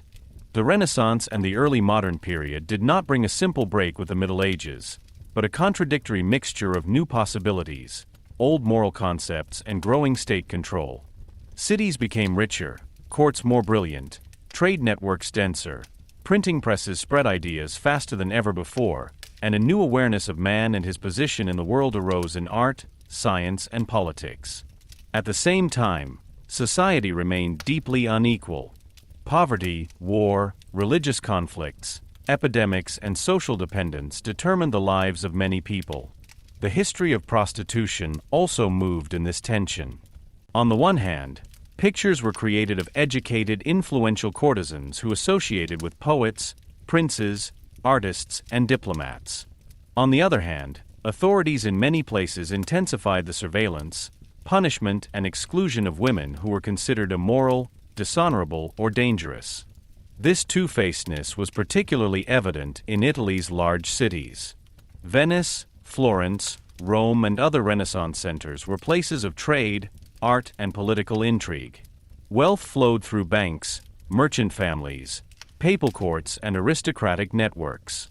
In this world, some courtesans have been able to achieve a special position. They were not just prostitutes in the strict sense, but often educated companions who could hold conversations, write poems, make music, dress, and appear like women of high society. Some of them had contacts with powerful men, moved in literary circles, and were mentioned in letters, poems, or portraits. Their appeal lay not only in sexuality, but in education, style, wit, beauty, and social staging. But this splendor was only a narrow section of reality. The famous courtesan was an exceptional figure, not the normal face of prostitution. The majority of women who offered sexual services or were forced to do so did not live in palaces or literary salons, but in poverty, dependence, and legal insecurity. Many came from the lower classes, were maids without protection, widows without income, migrants, former slaves, or young women who had come to the city after work and failed there.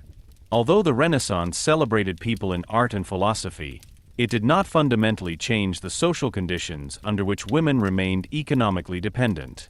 Those who had no property, who could not marry, who became pregnant, who were expelled from a family or could not find a job, could very quickly be marginalized.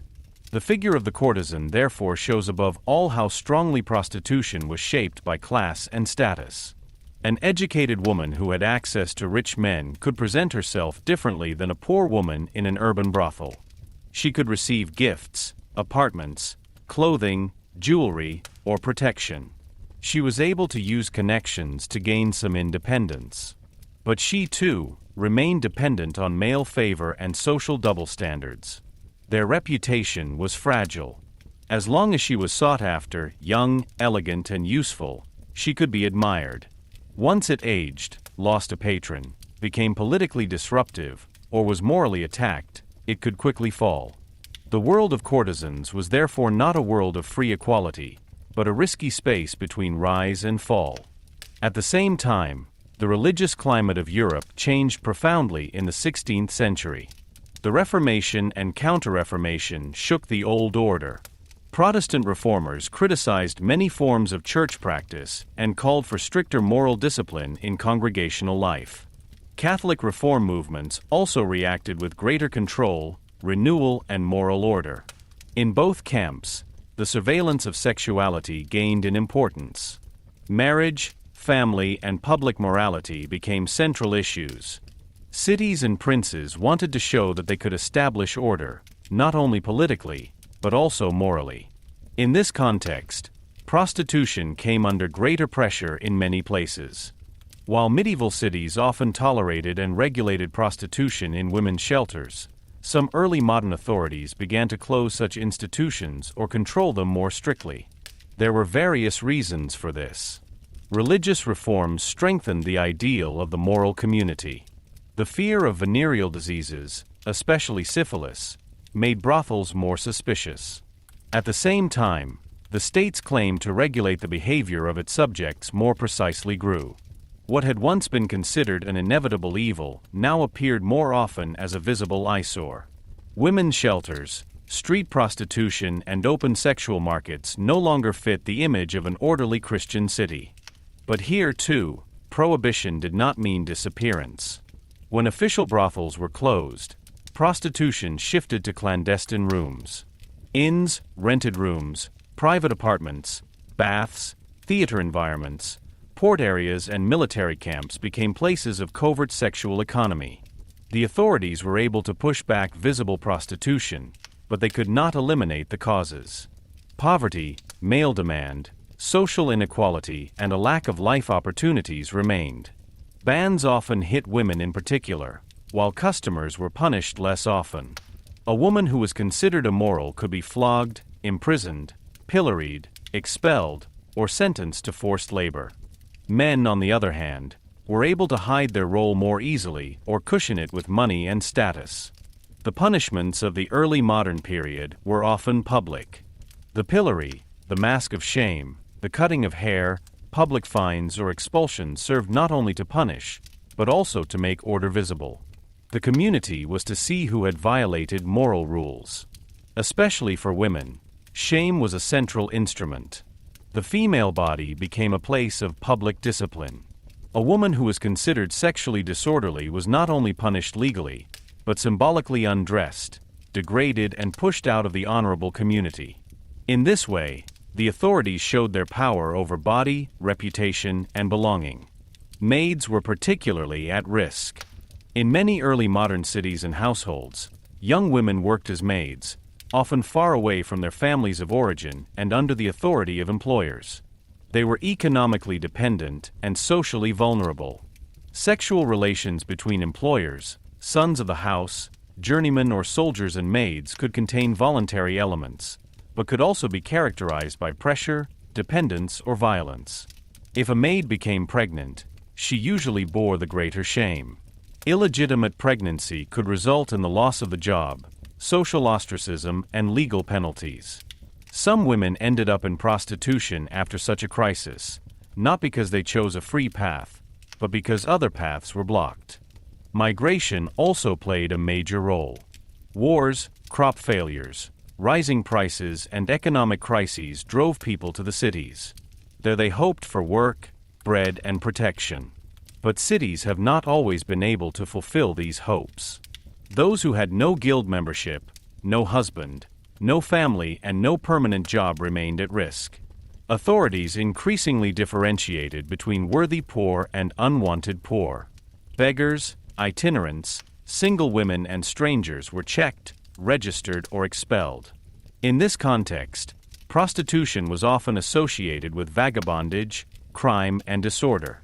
It was not uncommon for the boundaries between poor woman, wandering woman, single mother, and prostitute to become blurred in the files. Suspicion alone could destroy the reputation. The early modern period was also a time of growing literacy and administration. Courts, church registers, council minutes, and police regulations recorded more and more behavior. This gives today's historians valuable insights, but at the same time shows the perspective of power. Prostitutes usually appear in these sources when they caused problems, were accused, were ill, were punished, or asked for help. Their own voices are rare. One reads of interrogations, complaints, neighborhood conflicts, and moral judgments. Behind these files, however, there are life stories that are often only visible in fragments. A woman who was dismissed from service, another who followed a soldier, a widow who had to feed her children, a young migrant woman who could not find work. At the same time, society remained fascinated by sexuality, seduction, and female beauty. Literature, theater, pamphlets, and pictures took up figures of the prostitute, seductress, courtesan, or fallen woman. These figures could warn, amuse, excite, or morally instruct. Especially in satirical and moralizing texts, prostitution was portrayed as a sign of social decay. The woman often appeared as dangerous, greedy, deceitful, or sickening. Such representations shifted responsibility again. They made moral figures out of prostitutes, while the men who sought them out often appeared as weak, seduced, or ridiculous victims. The power relations behind these encounters were thus concealed. The Renaissance and the early modern period thus show a double movement. On the one hand, individual women in certain urban and courtly milieus were able to gain unusual scope for action through beauty, education, and skill. On the other hand, control tightened for many poor women. Society has not simply become freer, but more disciplined in some areas.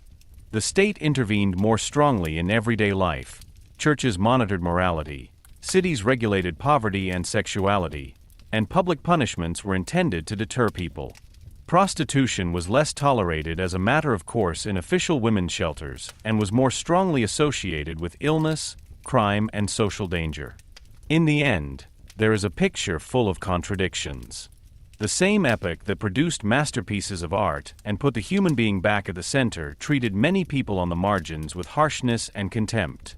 The same society that could admire courtesans chased poor prostitutes out of the city. The same culture that celebrated beauty punished female sexuality as soon as it did not fit into the order of marriage, family, and male control. In the Renaissance and early modern period, prostitution was therefore neither only luxury nor only misery. It was a field in which social inequality, religious change, state power, and human survival strategies met. It is precisely this tension that makes the chapter so important. It shows that historical changes do not always mean progress. More administration could mean more control. More morality could create more shame. More urban wealth could exist alongside greater poverty. And individual brilliant paths of life could conceal the harshness of the broad reality. The history of prostitution during this period therefore leads behind the facades of palaces, churches, and town houses. It shows a world in which bodies were desired, sold, punished, admired, and managed. A world in which the question of morality often decided less about what people did, but about who had the power to condemn others for it. Chapter 9: Colonial Empires and the Military. Prostitution in the Shadow of Expansion. With the European expansion since the 15th century, the history of prostitution changed fundamentally. It no longer remained just an urban, local, or regional phenomenon, but became part of global power relations. Ships crossed oceans, trading companies established bases, armies occupied foreign territories, colonial administrations emerged, plantation economies and the slave trade transformed entire regions of the world, and millions of people were abducted, uprooted, or forced into new dependencies. In this world, prostitution was not simply a side effect of human sexuality.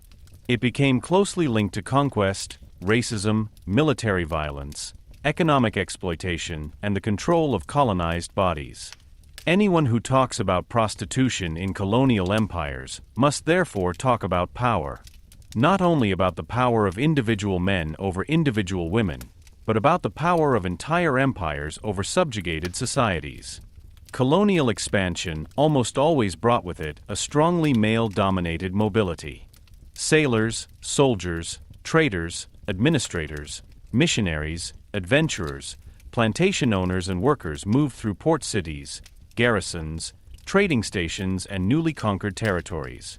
Many lived away from their families of origin for a long time. European powers created spaces where men with money, weapons, legal protections, and racial privilege met local populations, often disenfranchised, impoverished, or politically subjugated. Under such conditions, forms of sexual services emerged, but also forms of sexual violence that cannot be clearly separated from each other. For where a soldier, civil servant, or colonial ruler could dispose of protection, food, work, permits, or means of violence, a sexual relationship was rarely simply free. Port cities were particularly important places in this development. Cities such as Lisbon, Seville, Amsterdam, London, Marseille, Goa, Batavia, Manila, Havana, Cape Town, Calcutta, Shanghai, and Singapore were hubs of trade, war, and migration. Ships arrived here, crews went ashore, goods were loaded, diseases spread, languages mixed, and social orders were set in motion. In such harbor milieus there were taverns, inns, dormitories, entertainment districts, and brothels. Prostitution was part of this maritime world. For many women, it meant a survival strategy in cities marked by money flows and violence.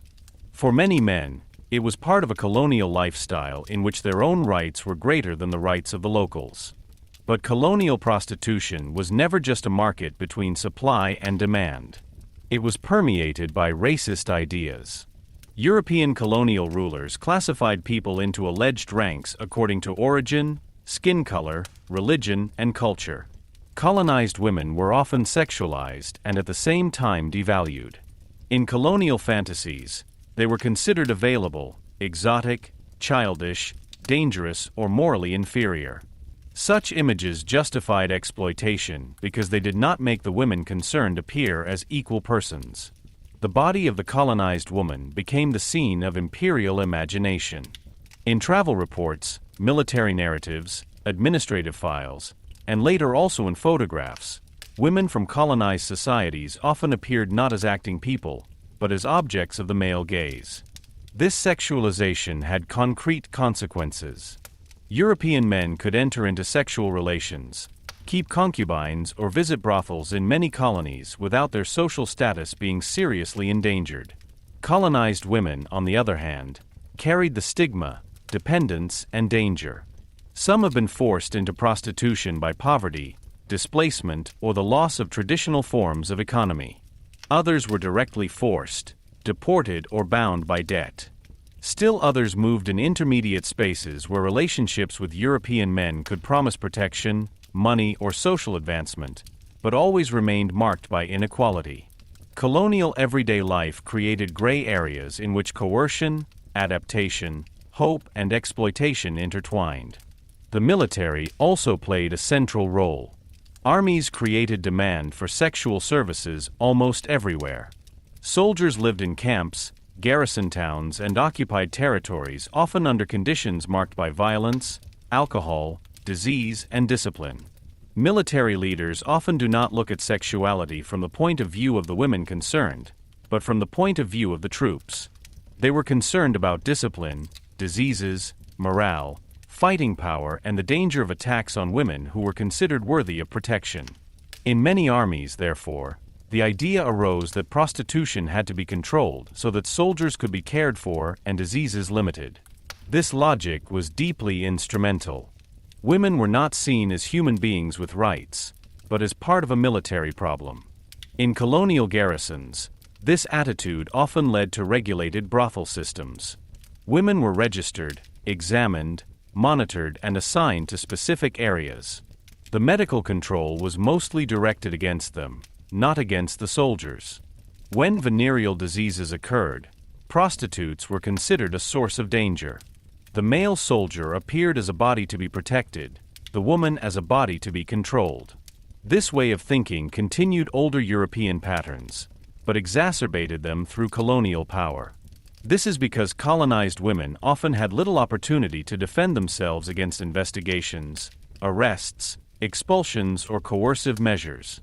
Medicine, police, and military worked together to make their bodies manageable. This connection between the military, medicine, and control became particularly clear in the 19th century. European empires grew, colonial administrations became more bureaucratic, and the state became increasingly interested in health, statistics, and population. In British, French, Dutch, and other colonial areas, regulations were created to record and investigate prostitutes.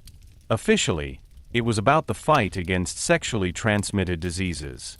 In fact, an unequal order was stabilized. The sexual health of European soldiers and civil servants was considered a matter of imperial security. The freedom and dignity of women played a lesser role. Anyone who evaded could be punished. Anyone who was sick could be imprisoned or forcibly treated. Disease was not seen as a common risk, but as a characteristic of a stigmatized group. Colonial empires also associated prostitution with economic upheavals. When European powers expropriated land, levied taxes, forced labor migration, or destroyed local economies, many people found themselves in need. Women lost traditional security, families were torn apart, men were forced into mines, plantations, or armies, and cities grew in disarray. In such situations, new dependencies emerged. Prostitution was then not simply a moral problem, but a consequence of colonial economy. Those who create poverty also create markets of despair. But colonial administrations rarely treated the affected women as victims of their own policies. Instead, they saw them as a problem of order, hygiene, and public morality. Enslavement and human trafficking also shaped this history. Millions of Africans were abducted in the Atlantic slave trade. Enslaved women were not only labor on plantations or in households, but also exposed to sexual violence by owners, overseers, and other men. This violence was often not referred to as prostitution because there was no ordinary market contract.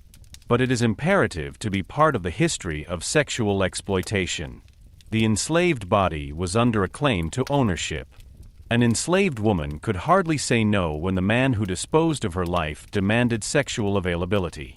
In the plantation societies of the Caribbean, North America, and Latin America, sexual violence was part of the ruling order. Children who emerged from this were often also classified in the logic of property, skin color, and social rank.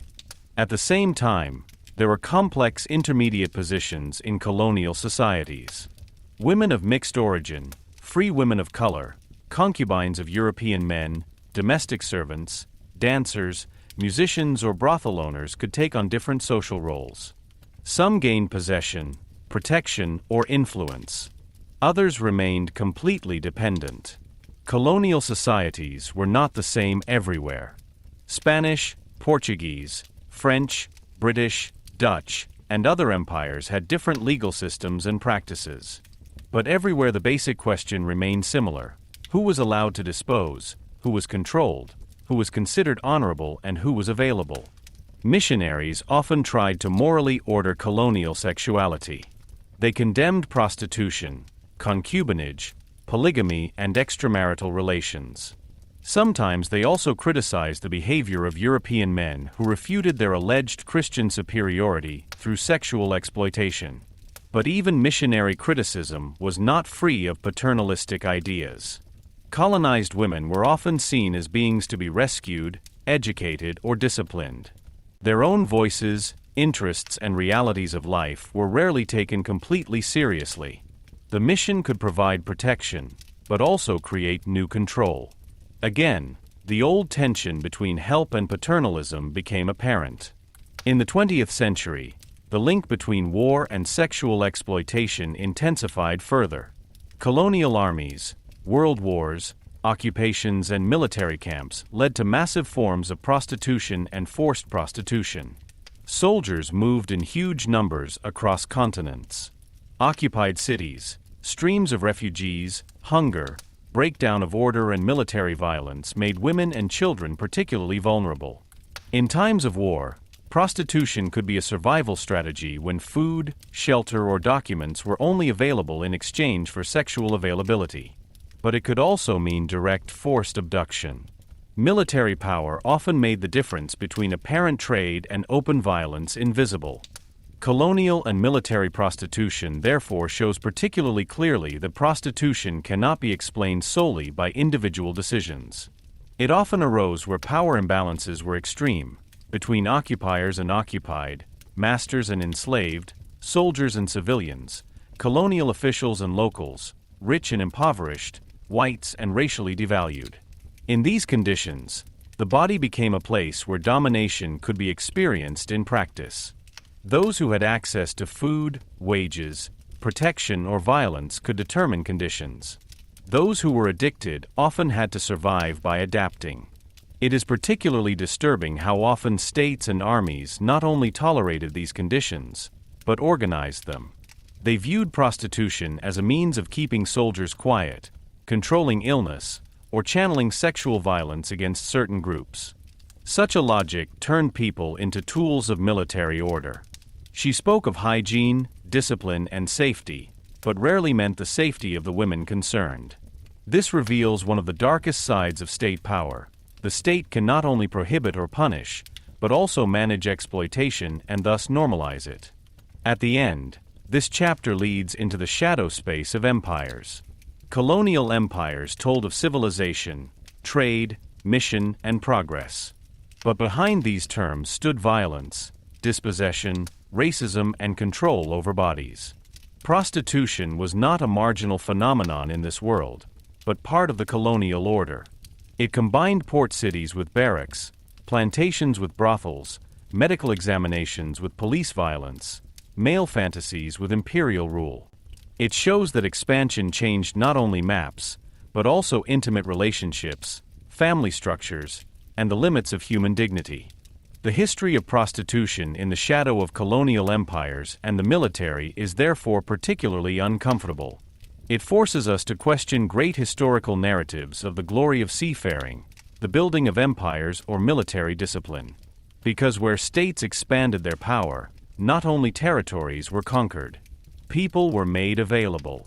Some had to work, some fight, some serve, some remain silent, some sell or give up their bodies in order to survive.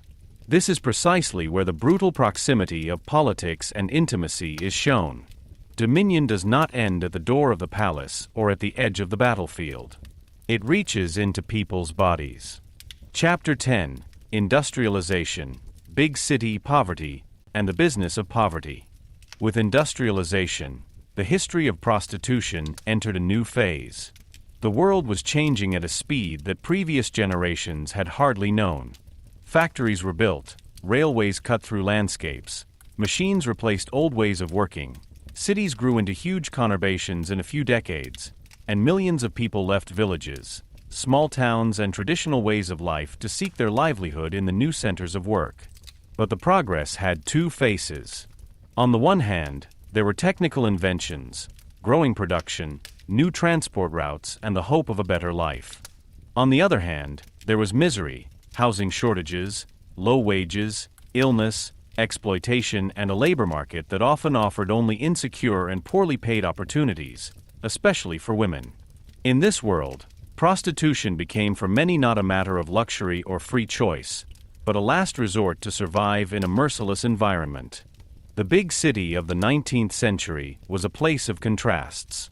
Wealthy citizens, civil servants, merchants, and industrialists strolled in the elegant streets, while only a few streets away working-class families lived in dark, damp, and overcrowded apartments. Cities such as London, Paris, Berlin, Vienna, Hamburg, Manchester, and Lyon became symbols of modern development, but also scenes of social hardship. In the cities, they hoped to find work in factories, workshops, households, or on construction sites. But those who arrived there rarely found an orderly life. Wages were low, working hours were long, Dismissals were possible at any time, and illness or pregnancy could mean a crash. This situation was particularly difficult for women. Many worked as maids, seamstresses, laundresses, saleswomen, factory workers, or home workers. These jobs were often poorly paid and insecure. A maid lived in other people's households and was dependent on their will. A seamstress worked for hours for low pay, often until late at night. A factory worker had to do physically demanding work, with no protection from illness, injury, or dismissal. Many women did not earn enough to pay rent, clothing, food, and heating. If a family had to be taken care of, a child was born, a man disappeared, or a job was lost, survival became almost impossible. In such situations, prostitution could become a supplement to income, sometimes occasionally, sometimes permanently, sometimes openly, sometimes hidden. It is precisely these transitions that are important. Prostitution in industrialization did not always mean life in a brothel. Many women moved between different forms of work, dependence, and sexual economy.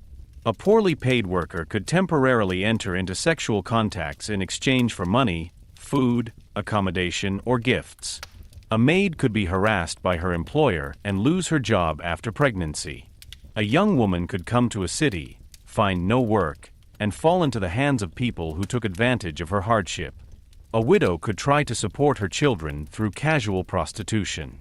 The boundary between relationship, exploitation, survival strategy, and commercial sexuality was often blurred. This is precisely why the idea of a clearly defined group of prostitutes is historically too simplistic. Industrialization created not only new poverty, but also new anonymity.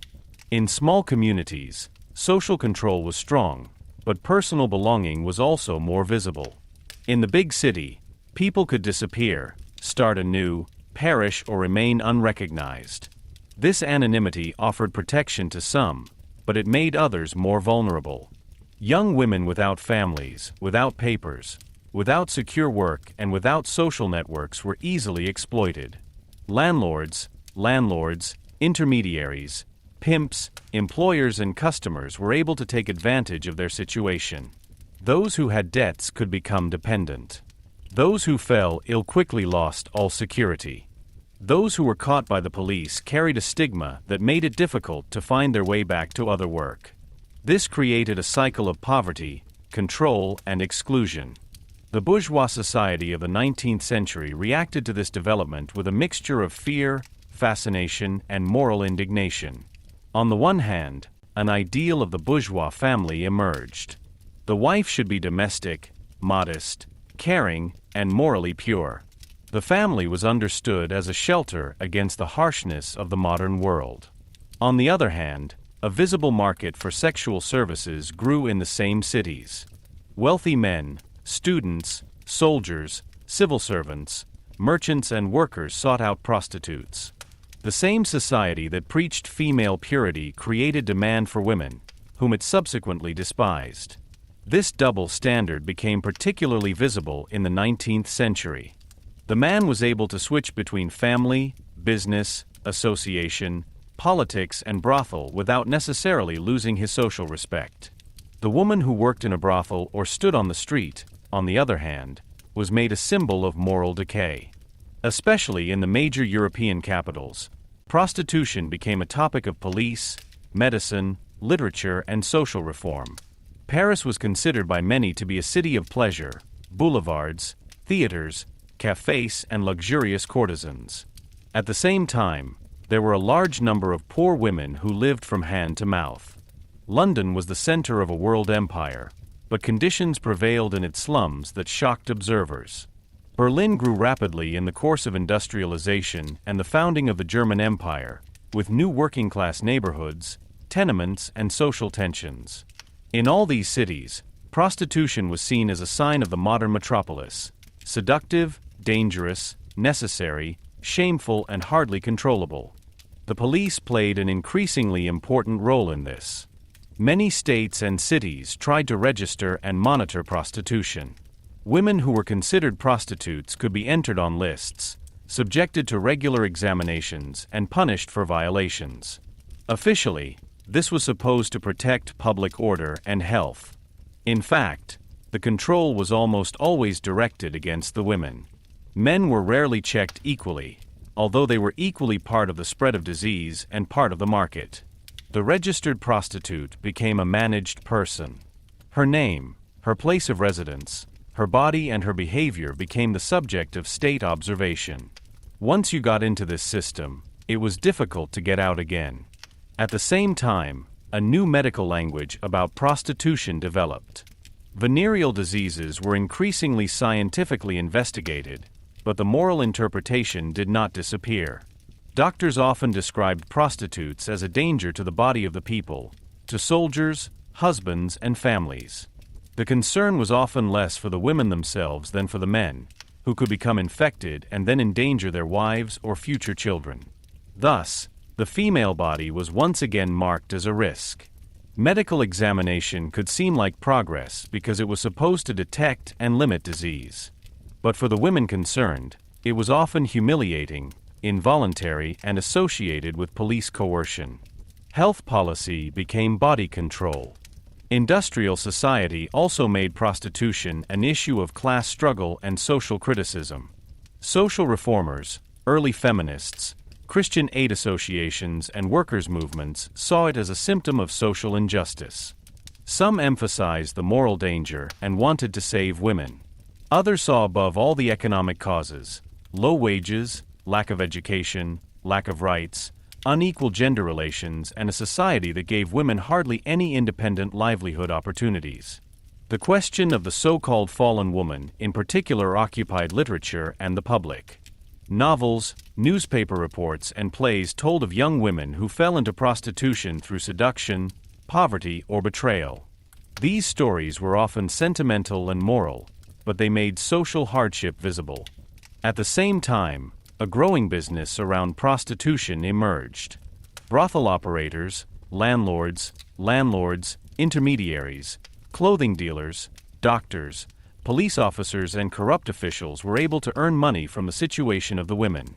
The more dependent a woman was, the easier it was to exploit her. Some had to pay high rents, buy clothes on credit, or work off debts to brothel owners.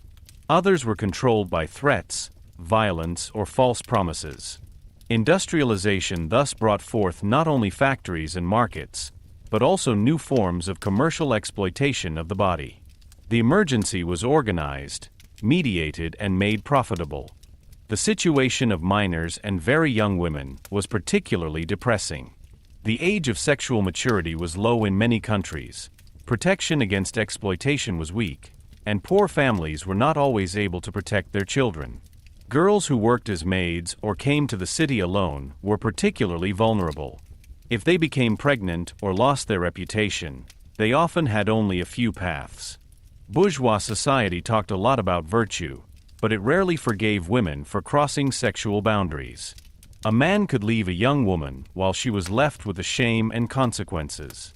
Prostitution was often not triggered by a single decision, but by a chain of dependencies, disappointments, and social exclusions. In the end, industrialization shows that prostitution cannot be viewed in isolation from the economy. It was part of a society that exploited labor, paid women less, hardly knew social security, and at the same time applied strict moral standards to the weakest. The modern city created new opportunities, but also new abysses. It promised freedom and brought anonymity. It promised work and created misery. It celebrated progress and impoverished people in tenements, factory yards, and dark streets. In this world, prostitution became a visible sign that industrial progress did not liberate everyone, but pushed many into new dependencies. This is precisely why this chapter is so important. It shows how closely prostitution was linked to wage labor, urban development, gender roles, and social inequality. It was not only a moral issue, but an economic and political one.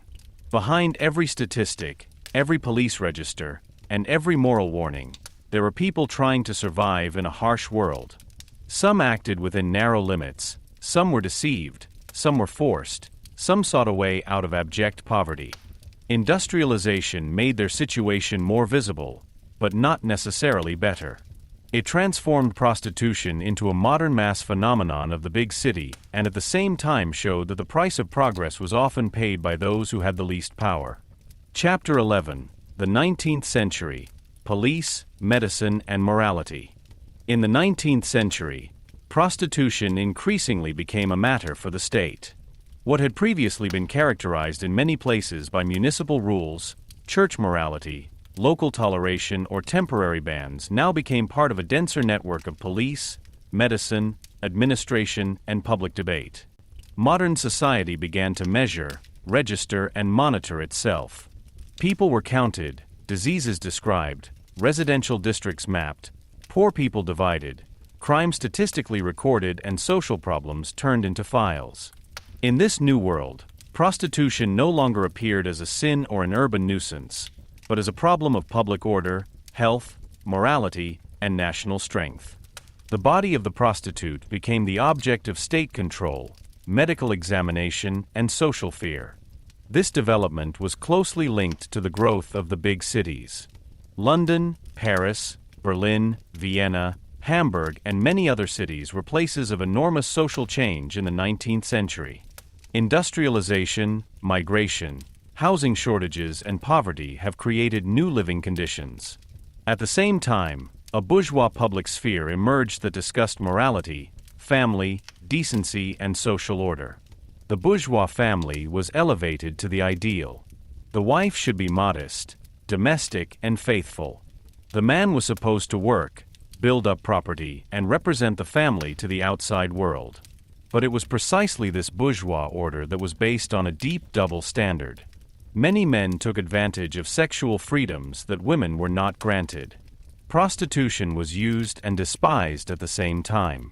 It seemed necessary and shameful, publicly fought and privately sought. The state reacted to this primarily with regulation.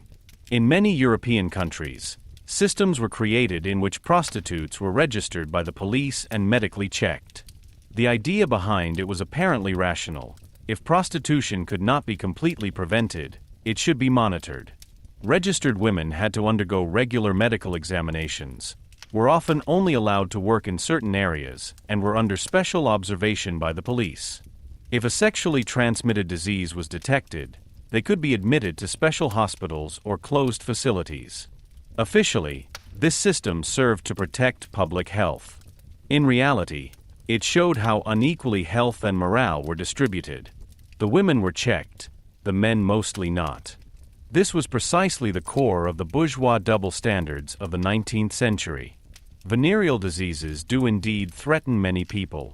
They could have serious health consequences, destroy marriages, and endanger children.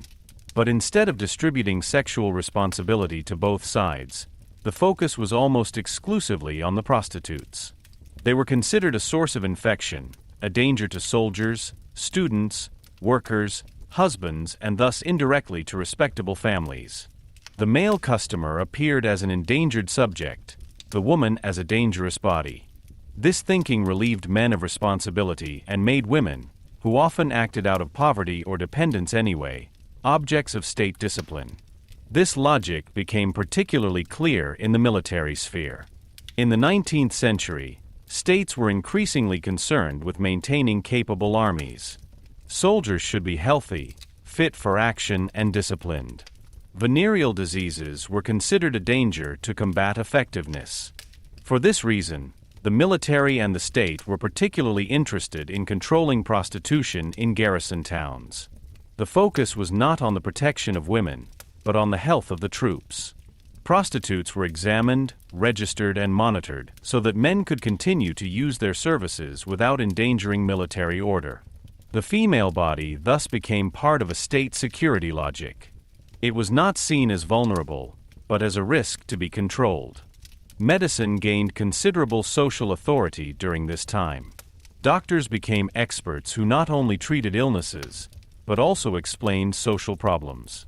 Prostitution appeared in medical writings as the subject of scientific investigation. They described bodies, behaviors, alleged character traits, and supposed moral defects. Some doctors regarded prostitutes as victims of social conditions. Many others saw in them a special group that supposedly deviated from the norm physically, psychologically, or morally. Such descriptions seemed objective, but were often strongly influenced by prejudices. The language of science did not replace morality, but often only gave it a new guise. In addition to medicine, the police acted as the second major controlling power. Police officers observed streets, kept lists, checked apartments, picked up women, and often helped decide who was considered a prostitute. This was particularly dangerous because the line between actual prostitution, poverty, female independence, and mere suspicion was blurred. A woman who was traveling alone, often had men visiting, dressed conspicuously, or could not prove a recognized profession could quickly come under suspicion. For poor women, this meant a constant threat. The state claimed to create order, but at the same time it was able to destroy livelihoods. Anyone who ever got into a register was marked. This made the way back to another life more difficult. This registration had profound social consequences. It turned an already stigmatized life into an official status. A woman was no longer only poor, endangered, or sexually active, but officially registered as a prostitute. This made her visible to the authorities and shameful to society. Their freedom of movement could be restricted, their places of residence could be controlled, and their medical examinations were often humiliating. At the same time, this system offered only limited protection against violence, exploitation, or economic hardship. The control was strict, but the help was weak. The woman was monitored, not strengthened. The bourgeois public discussed these conditions intensively. Newspapers, associations, churches, women's rights activists, social reformers, and politicians argued about how to deal with prostitution. Some called for stricter controls, because they saw prostitution as an inevitable evil. Others demanded moral education, religious salvation, and facilities for so-called fallen women. Still others criticized the whole regulatory system as unfair because it protected men and humiliated women. Women's rights activists in particular sharply attacked the state's double standards.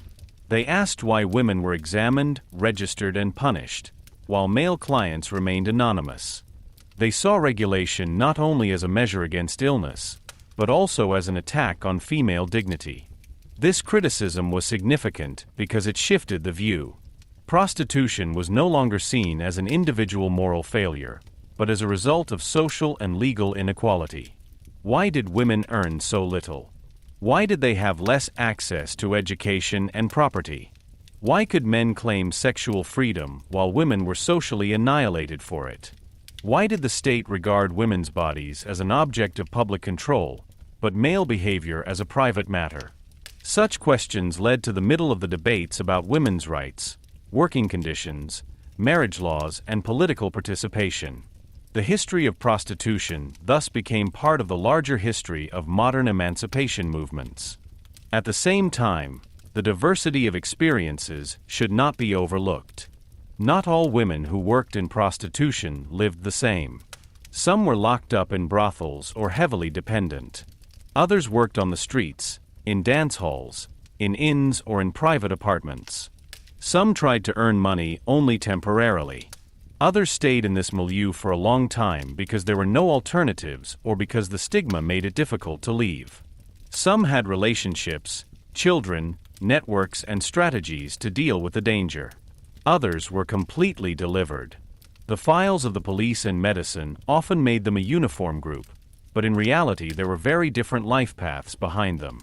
The morality of the 19th century was also so contradictory because it liked to turn social causes into individual guilt. A poor seamstress who could not live on her wages was not considered proof of unfair working conditions, but could be described as killed in sexual contact. A maid who was harassed by an employer often lost her reputation rather than the man lost his position. A young woman who became pregnant bore the shame more visibly than the father of the child. Thus, female sexuality became a social touchstone, while male power often remained invisible. In this order, prostitution was not only a business with necessity, but also a mechanism by which society shifted its own contradictions onto women. The literature and art of the time also took up the topic again and again. The figure of the fallen woman became a fixed motif. It could arouse pity, give moral warnings, or be tragically glorified. Novels, plays, and paintings showed young women who perished due to seduction, poverty, or social hardship. Such representations made the problem visible, but often remained trapped in old patterns. The woman became a tragic figure, the man the seducer or savior, society the strict judge. Rarely did the affected woman receive a voice of her own beyond shame, remorse, or downfall. In the end, the 19th century shows a new form of old control. The religious condemnation did not disappear, but it was linked to police files, medical reports, statistics, and administrative rules. Prostitution has been modernized, not in the sense of freedom, but in the sense of closer surveillance. The state acted as a moral and medical guardian. He claimed to protect health and order, but he did so at the expense of those who had the least power. The decisive question was no longer just whether prostitution was sinful, but who could be registered, investigated, imprisoned, and shamed. This is precisely why this chapter is so central. It shows how modern institutions were not automatically more just than older forms of morality.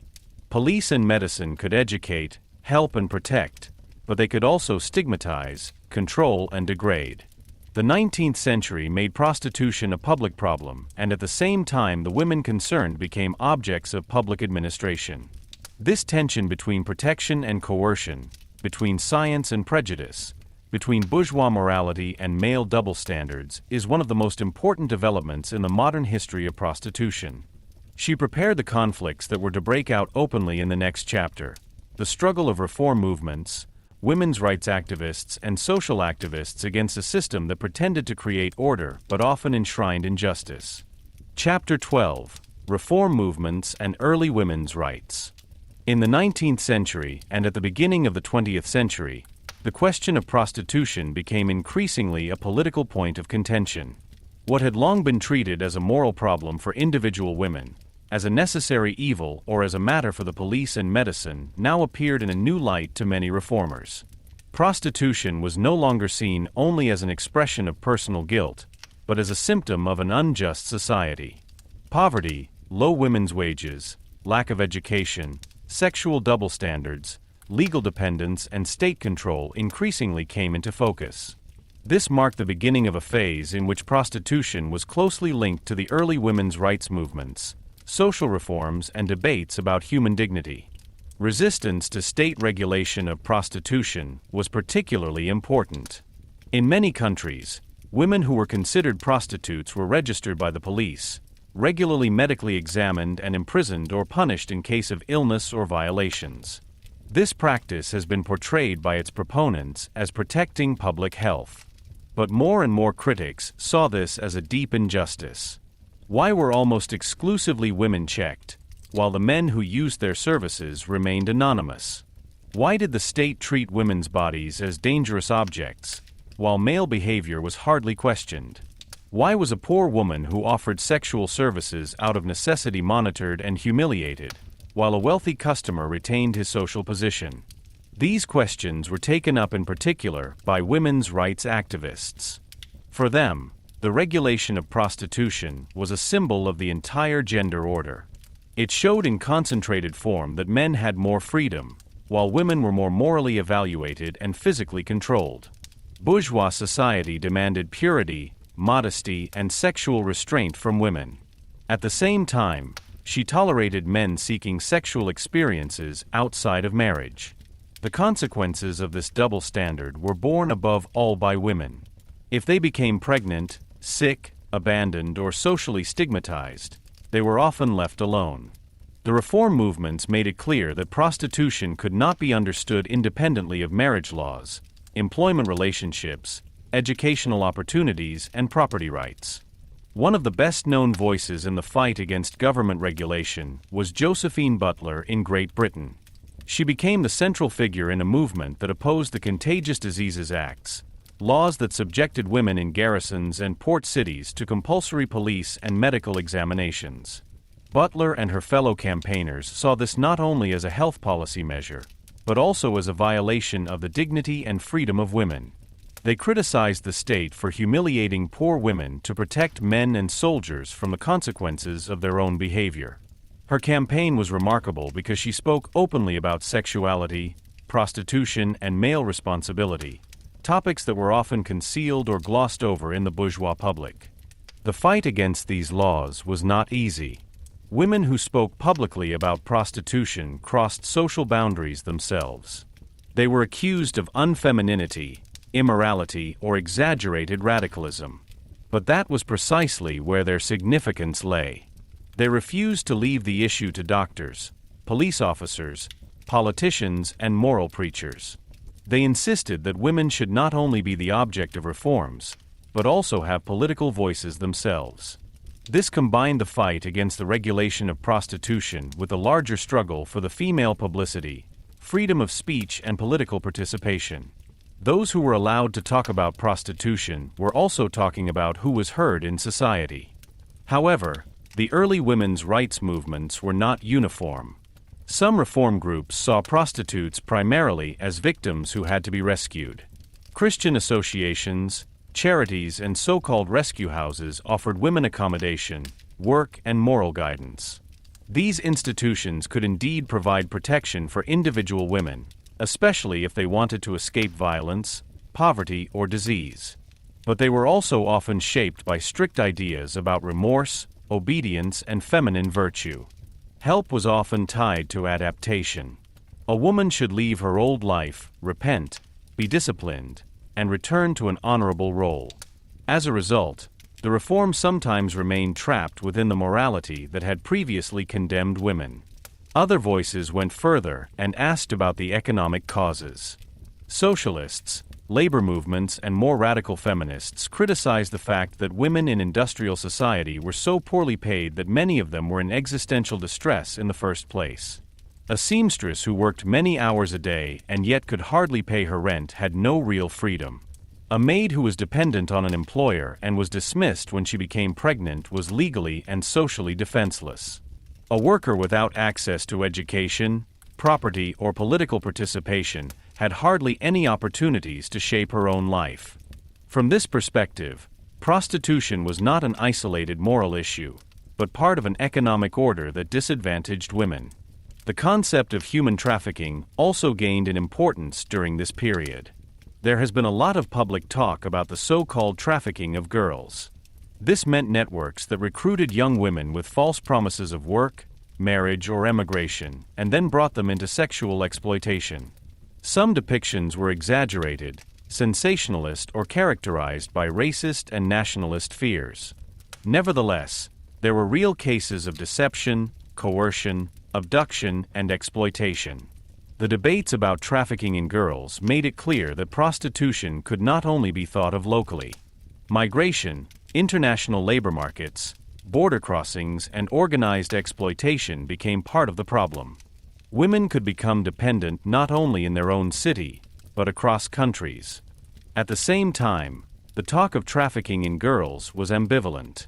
It could draw attention to real violence, but it could also lead to women being seen primarily as helpless victims. Reform movements sometimes tended to distinguish between innocent victims and guilty prostitutes. Anyone who had been deceived or abducted deserved pity. Those who stayed longer in prostitution or did not fit into the image of the repentant woman were less easily understood. This distinction was problematic because it simplified the complicated realities of life for many women. Coercion could be open, but it could also arise slowly, through debt, hunger, lack of papers, violence, family pressure, or social exclusion.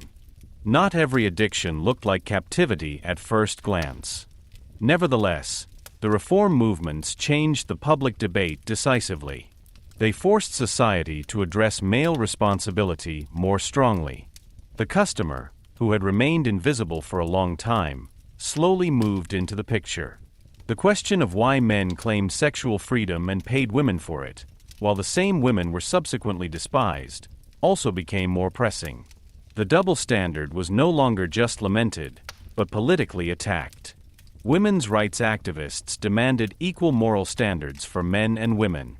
Some demanded sexual self-control from men, others demanded better rights and protections for women, and still others questioned the entire structure of marriage, property, and male dominance.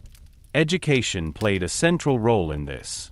Many reformers saw a lack of education as a cause of female dependency.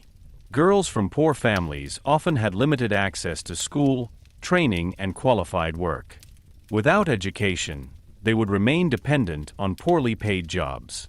Reforms in the education system, better career opportunities, and legal improvements should make women more independent. These demands were closely linked to prostitution, even if they seemed more general at first glance. After all, every new opportunity to earn one's own money, conclude contracts, own property, or have a political say reduced the risk of falling into sexual exploitation out of sheer necessity. The right to vote also became part of this larger context. Women who had no political voice could hardly influence laws that affected their bodies and life paths. Men decided on police registers, health checks, marriage laws, moral regulations, and criminal law. Women had to bear the consequences. The demand for political participation was therefore not abstract. It touched on very specific questions of dignity, protection, and self-determination. Those who were not allowed to participate in decision-making were more easily managed. Those who had no voice became more easily the object of moral and medical measures. Despite all the progress, the reform movements remained marked by contradictions. Some wanted to free prostitutes, but hardly spoke to them. Some criticized state control, but adhered to strict sexual norms. Some wanted to protect women without granting them full self-determination. Others combined the fight against prostitution with ideas of national purity, religious renewal, or civil order. The history of reforms is therefore not a simple heroic story. It shows courageous criticism and real help, but also paternalism, moral narrowness, and blind spots. Nevertheless, this period marked a turning point.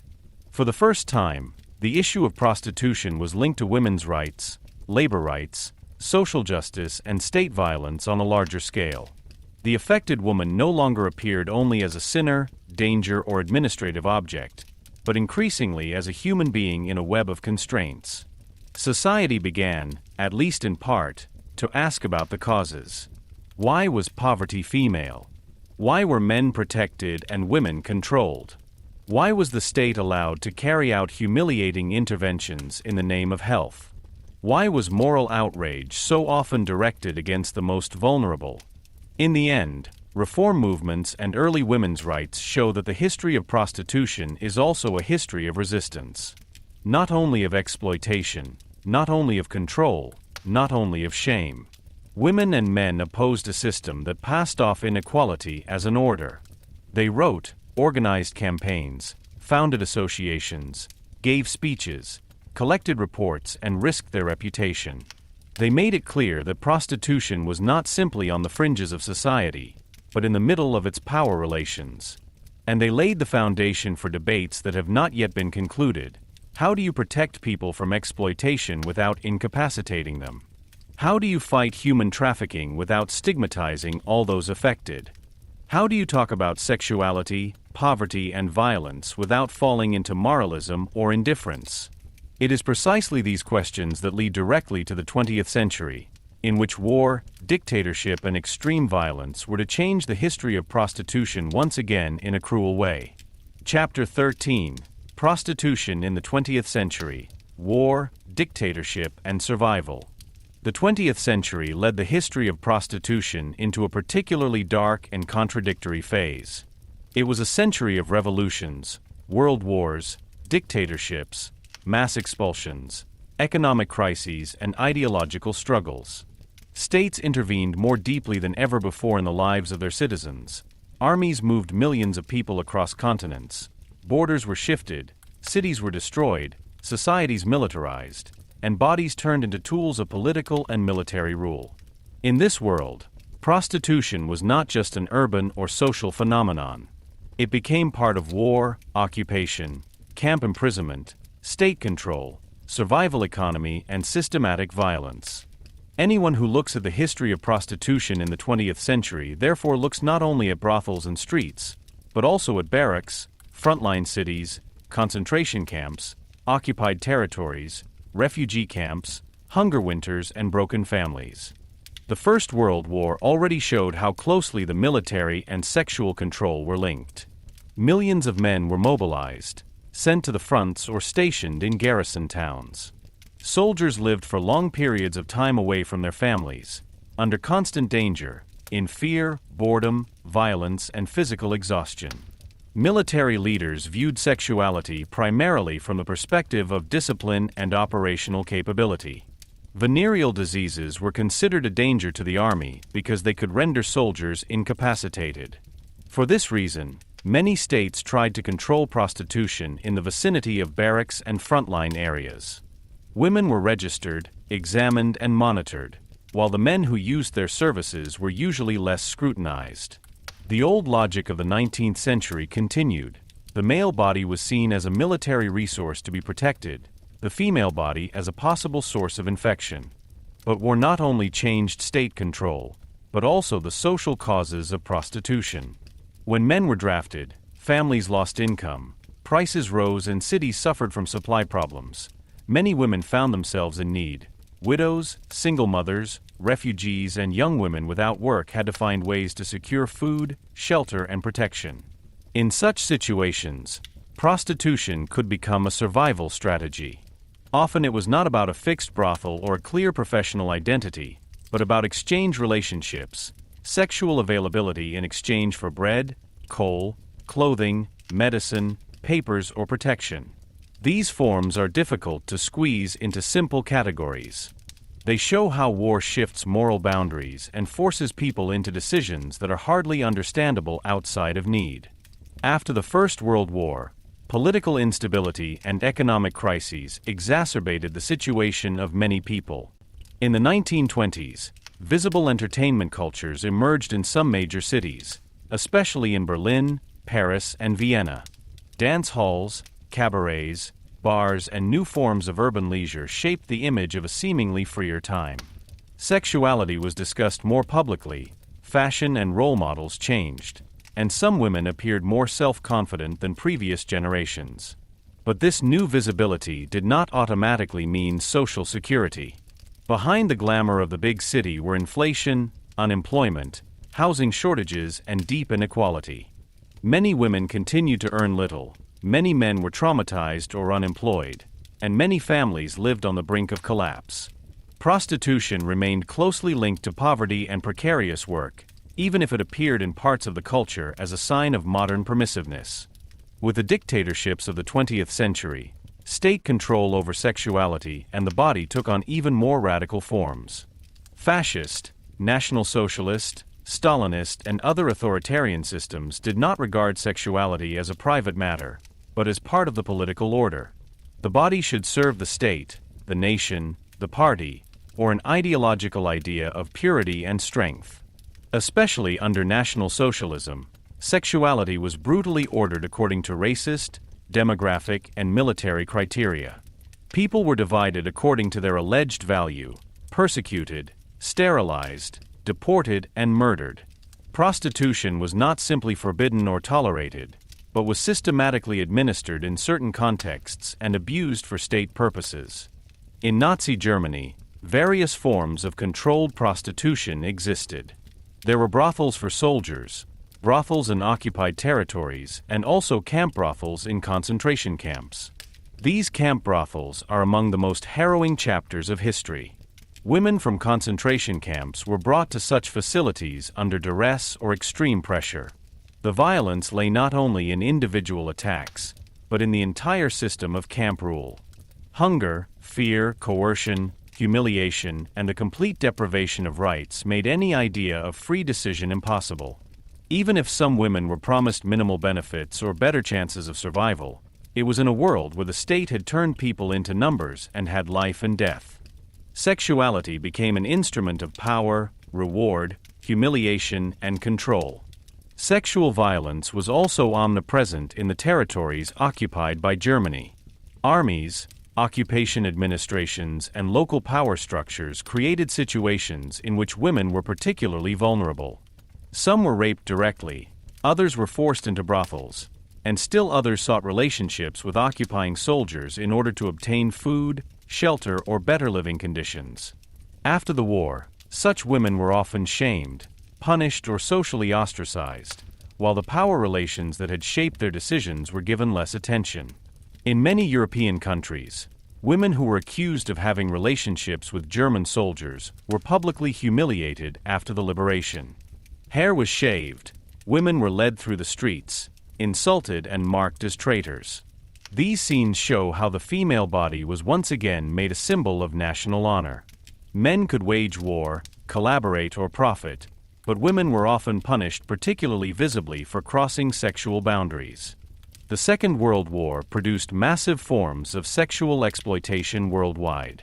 Particularly well known and still politically significant today is the system of so-called comfort women in the Japanese military. Women and girls from Korea, China, the Philippines, Indonesia, and other occupied territories were forced into military brothels in large numbers or brought there under deception. Many experienced repeated rape, violence, disease, hunger, shame, and lifelong trauma. This system shows with cruel clarity how a modern state and army could organize sexual violence by disguising it as military supply.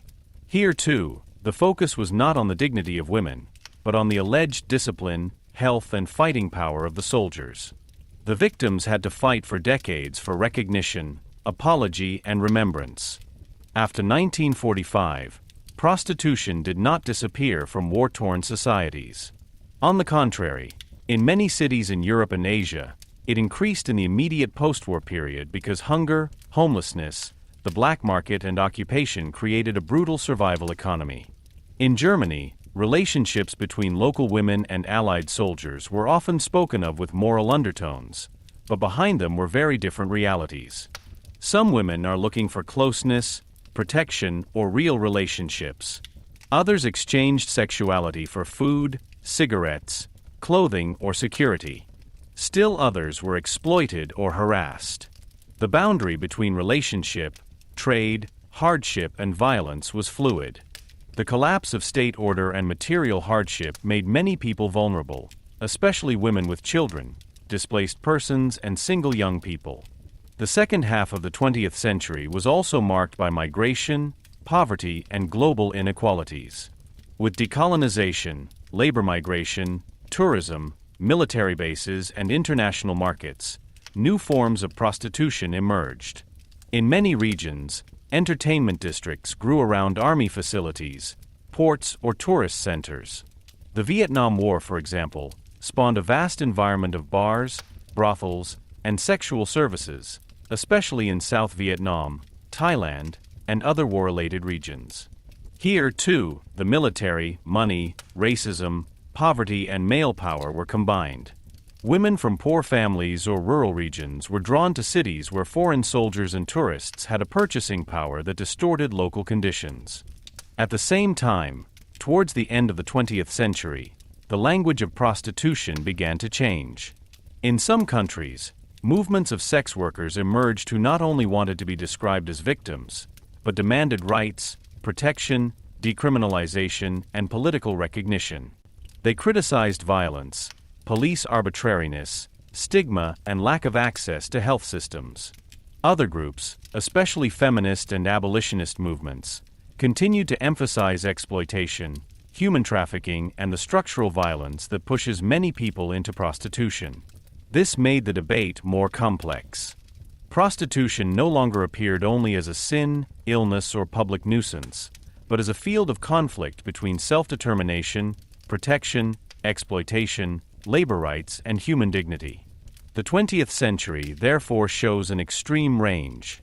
It ranges from voluntary organized sex work to the most brutal forced prostitution, from urban entertainment culture to camp brothels, from survival strategies of starving women to state-organized military systems of sexual violence. It is precisely this range that makes sweeping statements dangerous. Not every person in prostitution worked under the same conditions. But it would be just as wrong to overlook the enormous power relations that shaped the century. War, occupation, dictatorship, racism, and poverty made millions of people vulnerable. In such situations, sexuality often became not an expression of freedom, but part of survival, domination, and degradation. In the end, the history of prostitution in the 20th century is above all a story about how political violence penetrates intimate spaces. States and armies decided not only on borders, laws, and battles, but also on bodies. They registered, controlled, coerced, administered, and concealed. Societies condemned women who acted under conditions that they themselves had not created. Victims often had to wait a long time before their experiences were even publicly recognized. And decades later, states, historians, courts, and survivors were still arguing about which responsibility could be named. This chapter makes it clear that prostitution cannot be treated as a marginal issue in times of war and dictatorship. It is part of the history of military planning, colonial aftermath, state violence, and social hardship. It shows that power is not abstract. Power decides who is safe and who is made available, who is protected and who is shamed, who is heard and who must remain silent. Especially in the 20th century, it becomes apparent how quickly the human body can become the scene of political rule. The history of prostitution here is not just the story of a trade, but the story of vulnerable people in a time when entire states had learned to manage, use, and break bodies. Chapter 14: Modern Debates: Ban, Regulation, or Decriminalization. At present, prostitution is one of the most controversial topics in modern societies. Hardly any other area combines so many difficult questions at once: sexual self-determination, human trafficking, poverty, violence, migration, gender relations, health protection, police, morality, labor rights, and state responsibility. Anyone who talks about prostitution today is therefore immediately moving in a field of hard contrasts. For some, prostitution is above all an expression of patriarchal violence and economic hardship. For others, it is a form of work that must not be made more dangerous by stigma and criminalization. Still others see the purchase of sex itself as a problem and want to punish the demand, while the affected persons are to be decriminalized. These debates are so fierce because they don't just talk about laws, but about a society's image of humanity. Modern states face a difficult task. They must protect people from violence, coercion, and exploitation without punishing those who are already vulnerable. They must fight human trafficking without treating all people in prostitution as victims without a will. They must take self-determination seriously without trivializing economic pressure, dependence, and social inequality. This is exactly where the problem begins. Prostitution is not a uniform reality. A person who works in a self-determined way, selects their own clients, sets safety rules, and has access to advice lives in a completely different situation than someone who is controlled by debt, violence, threats, missing papers, or family pressure. Combining both cases under the same term makes political decisions extremely difficult. A classic model is the ban. Prostitution is basically criminalized. The state declares them illegal and prosecutes people who offer, organize, or use them. At first glance, this model seems consistent, especially for people who see prostitution as exploitation. But a complete ban has a great risk. It pushes prostitution underground. Those who are afraid of the police, punishment, or deportation report violence less often, seek less help, and work more insecurely. Customers, intermediaries, and exploitative structures can even become stronger as a result, because those affected have fewer opportunities to protect themselves publicly. A ban can reduce visible prostitution, but it does not automatically eliminate poverty, demand, or human trafficking. Often, it only shifts the problem to more invisible spaces. Another model is legalization or regulation. Here, the state recognizes prostitution as permitted under certain conditions, but sets rules: registration, health advice, places of work, age limits, tax liability, official control, and sometimes special requirements for brothels or intermediaries. Proponents of this model argue that clear rules can create more security. Those who work legally can theoretically conclude contracts, use counseling, report violence, and gain access to health care. Regulation can also help to identify criminal structures and better identify minors or predicaments. But this model also has weaknesses. If the rules are too bureaucratic, stigmatizing, or risky, many of those affected avoid registering. In particular, people without a secure resident status, people with a fear of public exposure, or people in dependence, then remain outside the legal system. Regulation does not automatically create protection if it ignores the reality of life. In Germany, attempts were made in the early 2000s to give prostitution greater legal recognition. The idea was to improve the legal position of sex workers, to dismantle immoral ideas, and to facilitate access to social rights. Later, other regulations were added, such as registration obligations and advisory obligations. The debate about this is still fierce today. Critics say that liberalization has favored large brothel structures and has not sufficiently prevented exploitation. Proponents counter that the problem is not the recognition of sex work, but stigma, poor implementation, lack of rights, inadequate controls against violence, and a society that wants to register those affected but not really protect them. The dispute shows how difficult it is to find the right balance between protection and control. A third model is the so-called Nordic model, which was first introduced in Sweden and later adopted in other countries. It does not penalize the person offering sexual services, but the buyer. The basic idea is that prostitution is usually an expression of unequal power relations. Therefore, demand is to be reduced without criminalizing the affected persons themselves. Exit offers, counseling, and social assistance are to be added to provide support. Proponents see this as a morally clear approach because it focuses on buyers rather than those who often act out of necessity. Critics, on the other hand, warn that this model can also push prostitution into unsafe areas. When customers are afraid of punishment, encounters can become faster, more stealthy, and less verifiable. Those affected could have less time to assess customers, choose locations, or call for help. Here, too, much depends on how much social support is actually expanded. A fourth model is decriminalization. Consensual sexual services between adults should not be prosecuted. The state should combat violence, coercion, human trafficking, exploitation of minors, and organized crime, but not criminalize the activity itself. Proponents of this approach emphasize that stigma and law enforcement often exacerbate the greatest danger. Those who do not have to fear the police are more likely to report violence, demand safer working conditions, and take advantage of health services. However, decriminalization does not mean that everything is allowed.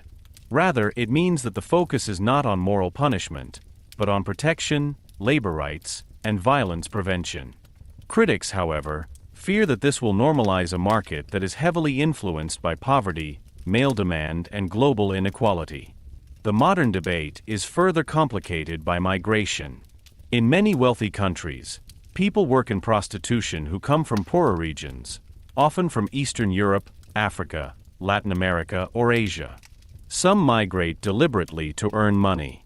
Others are deceived, get into debt, or are controlled by threats.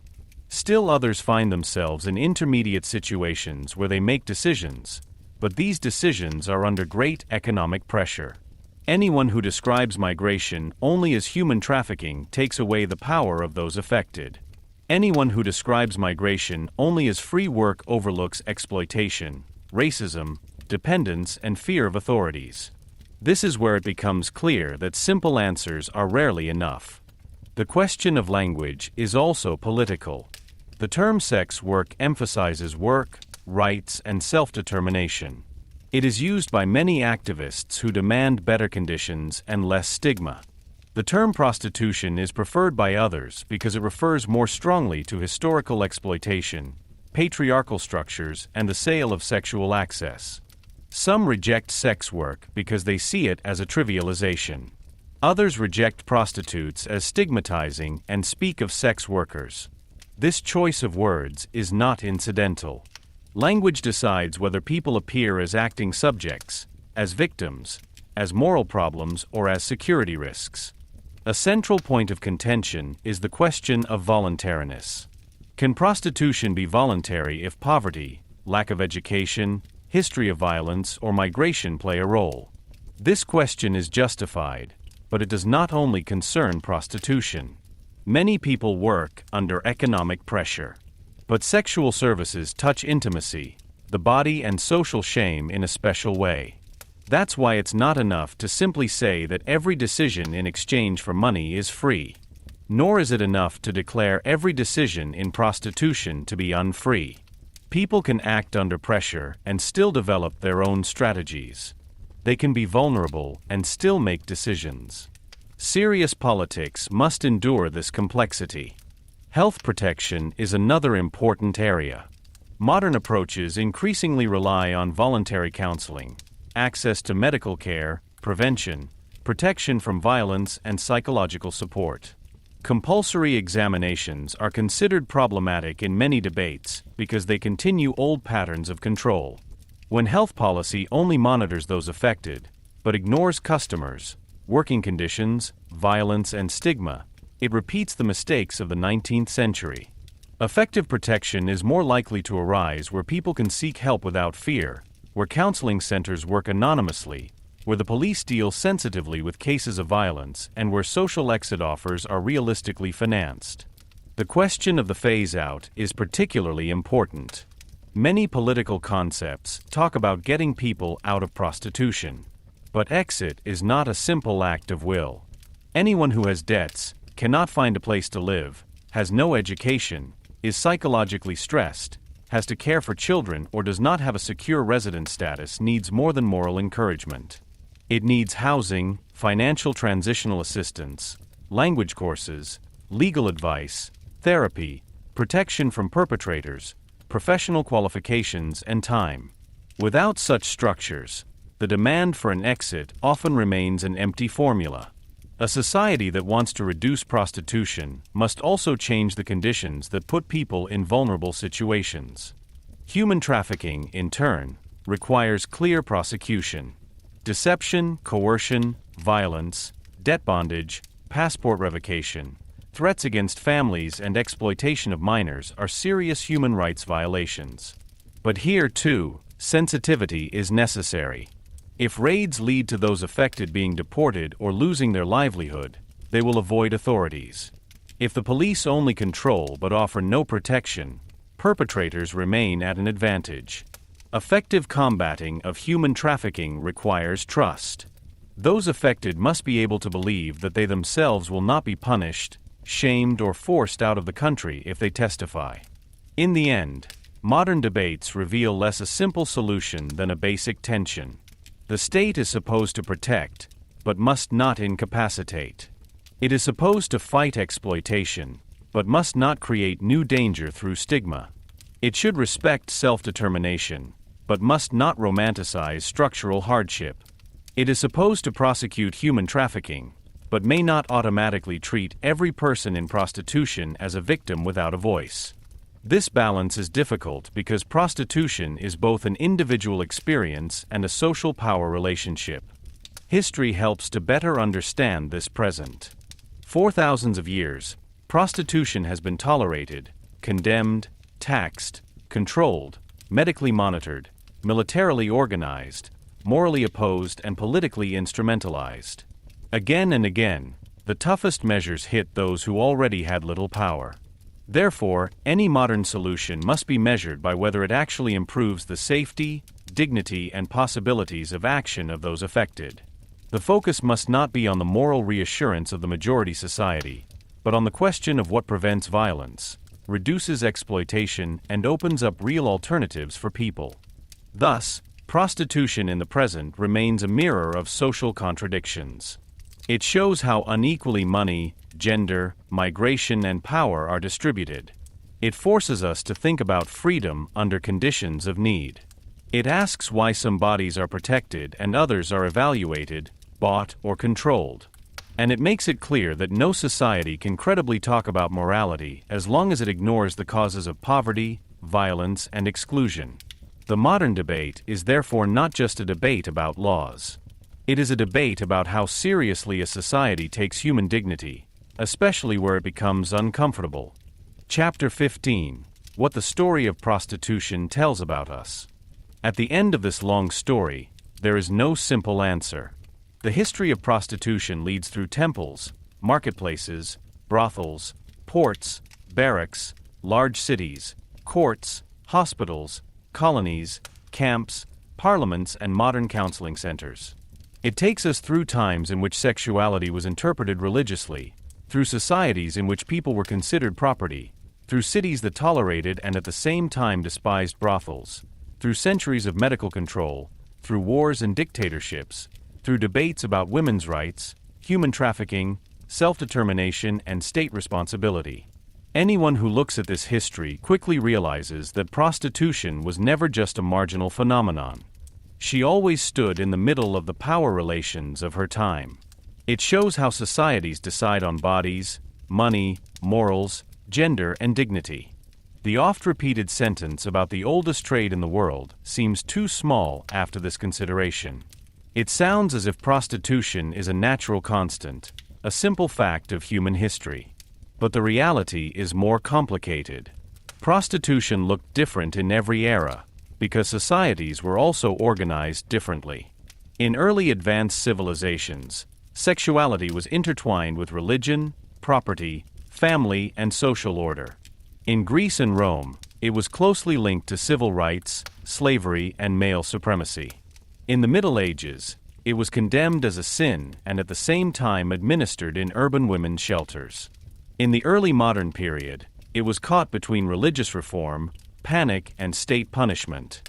In industrialization, it became a visible symptom of urban poverty, low women's wages, and bourgeois double standards.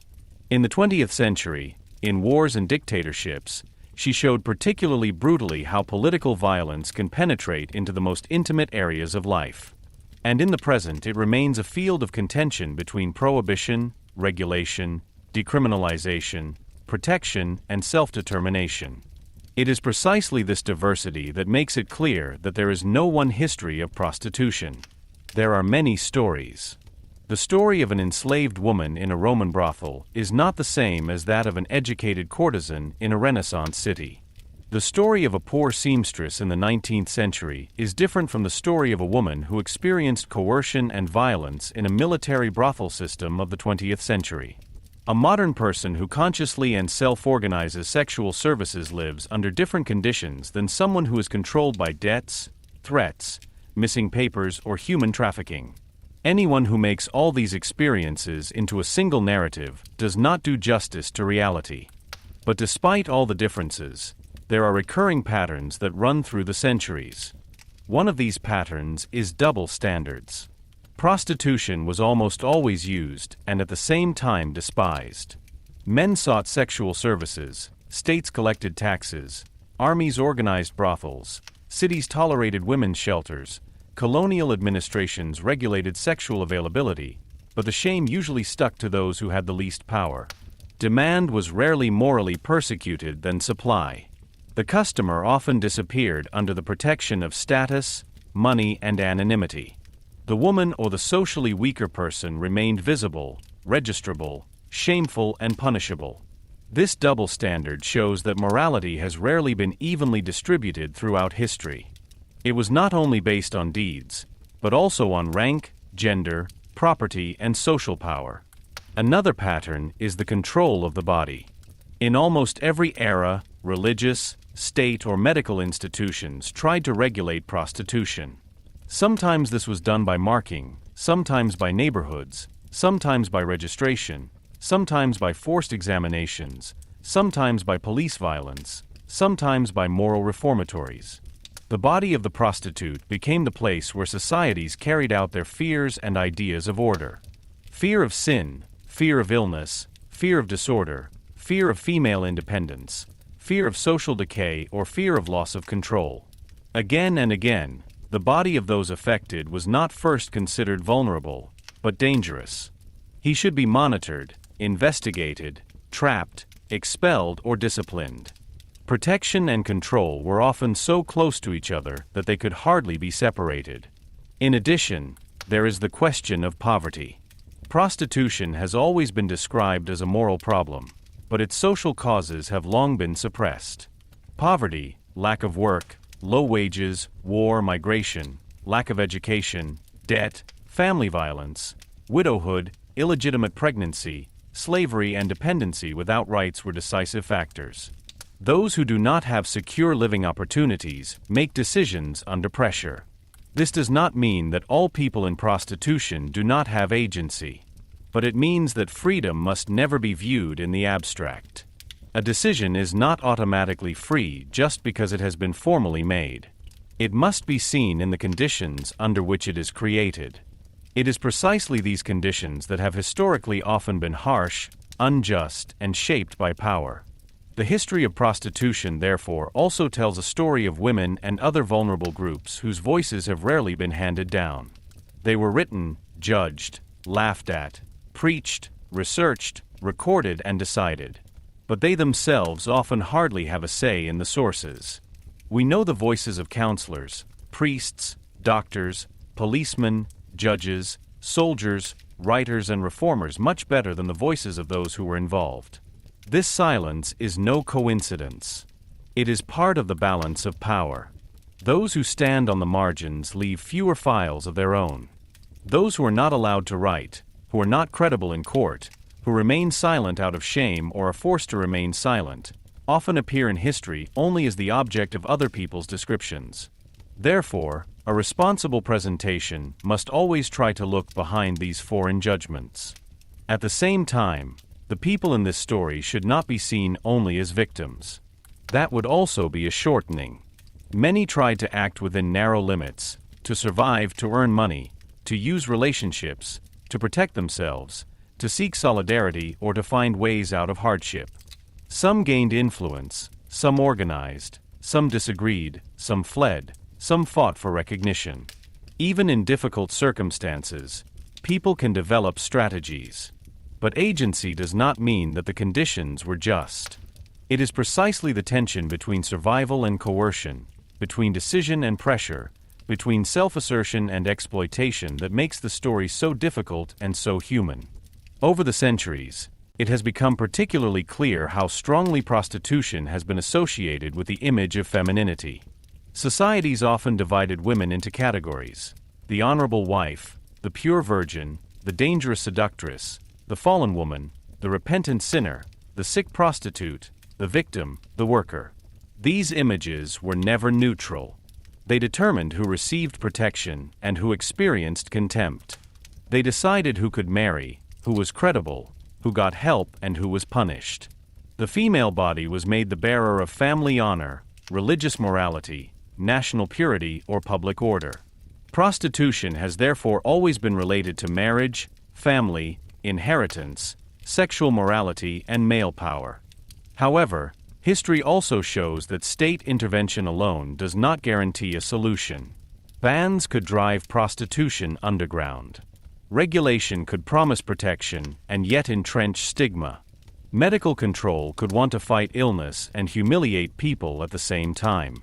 Rescue facilities could help and patronize. Military organization could supposedly ensure discipline and actually manage violence. Modern laws can create rights, but also new bureaucratic hurdles. The decisive factor is therefore not only whether a state acts, but how it acts and whose dignity is the focus. A policy that above all reassures the majority society, but makes those affected more insecure, repeats old mistakes. If the history of prostitution teaches anything, it is this: morality without social justice remains superficial. It's easy to condemn prostitution if you don't talk about poverty, violence, demand, migration, housing shortages, lack of education, and gender inequality. It is easy to speak of self-determination when one ignores the power of debt, threats, and economic hardship. It's easy to promise protection if you're not willing to fund real alternatives. Any honest debate must therefore ask several questions at the same time. How do you prevent violence? How do you recognize coercion? How do you strengthen rights? How do you create exit opportunities? How do you avoid stigma? How do you respect people, even if their life paths do not fit into moral ideals? In the end, the history of prostitution is a story about societies themselves. It shows what is said publicly and what is done secretly. It shows which bodies are protected and which are made available. It shows how poverty is moralized and how power is hidden behind decency. It shows that civilization cannot be measured by how harshly it judges the weakest, but by how it treats them. A society that shames people but ignores their plight is not morally strong. A society that wants to fight exploitation must do more than impose bans. It must change the conditions under which people become vulnerable. That is why this story does not end with a final verdict, but with a task. Anyone who talks about prostitution should take a close look instead of looking for simple answers. It should distinguish between coercion and self-determination, without denying the gray areas. It should clearly name exploitation without incapacitating those affected. It was intended to combat human trafficking without stigmatizing all people in prostitution across the board. It was intended to strengthen rights without glossing over social hardship. And he should always ask himself who is speaking in a debate, who is being heard, and who is once again just being made the object of other people's ideas. The history of prostitution is uncomfortable because it forces us to talk about things that societies like to repress: money, power, body, desire, violence, poverty, and hypocrisy. But that is precisely why it is important. It not only shows how people lived on the margins. It shows how the center worked. It tells of rulers, cities, churches, armies, doctors, policemen, customers, reformers, and states, as well as of those whose lives were shaped by these powers. Those who understand this history see the past more clearly and the present more critically. Because in the end, she doesn't just ask us how earlier societies dealt with prostitution. It also asks what kind of society we want to be ourselves.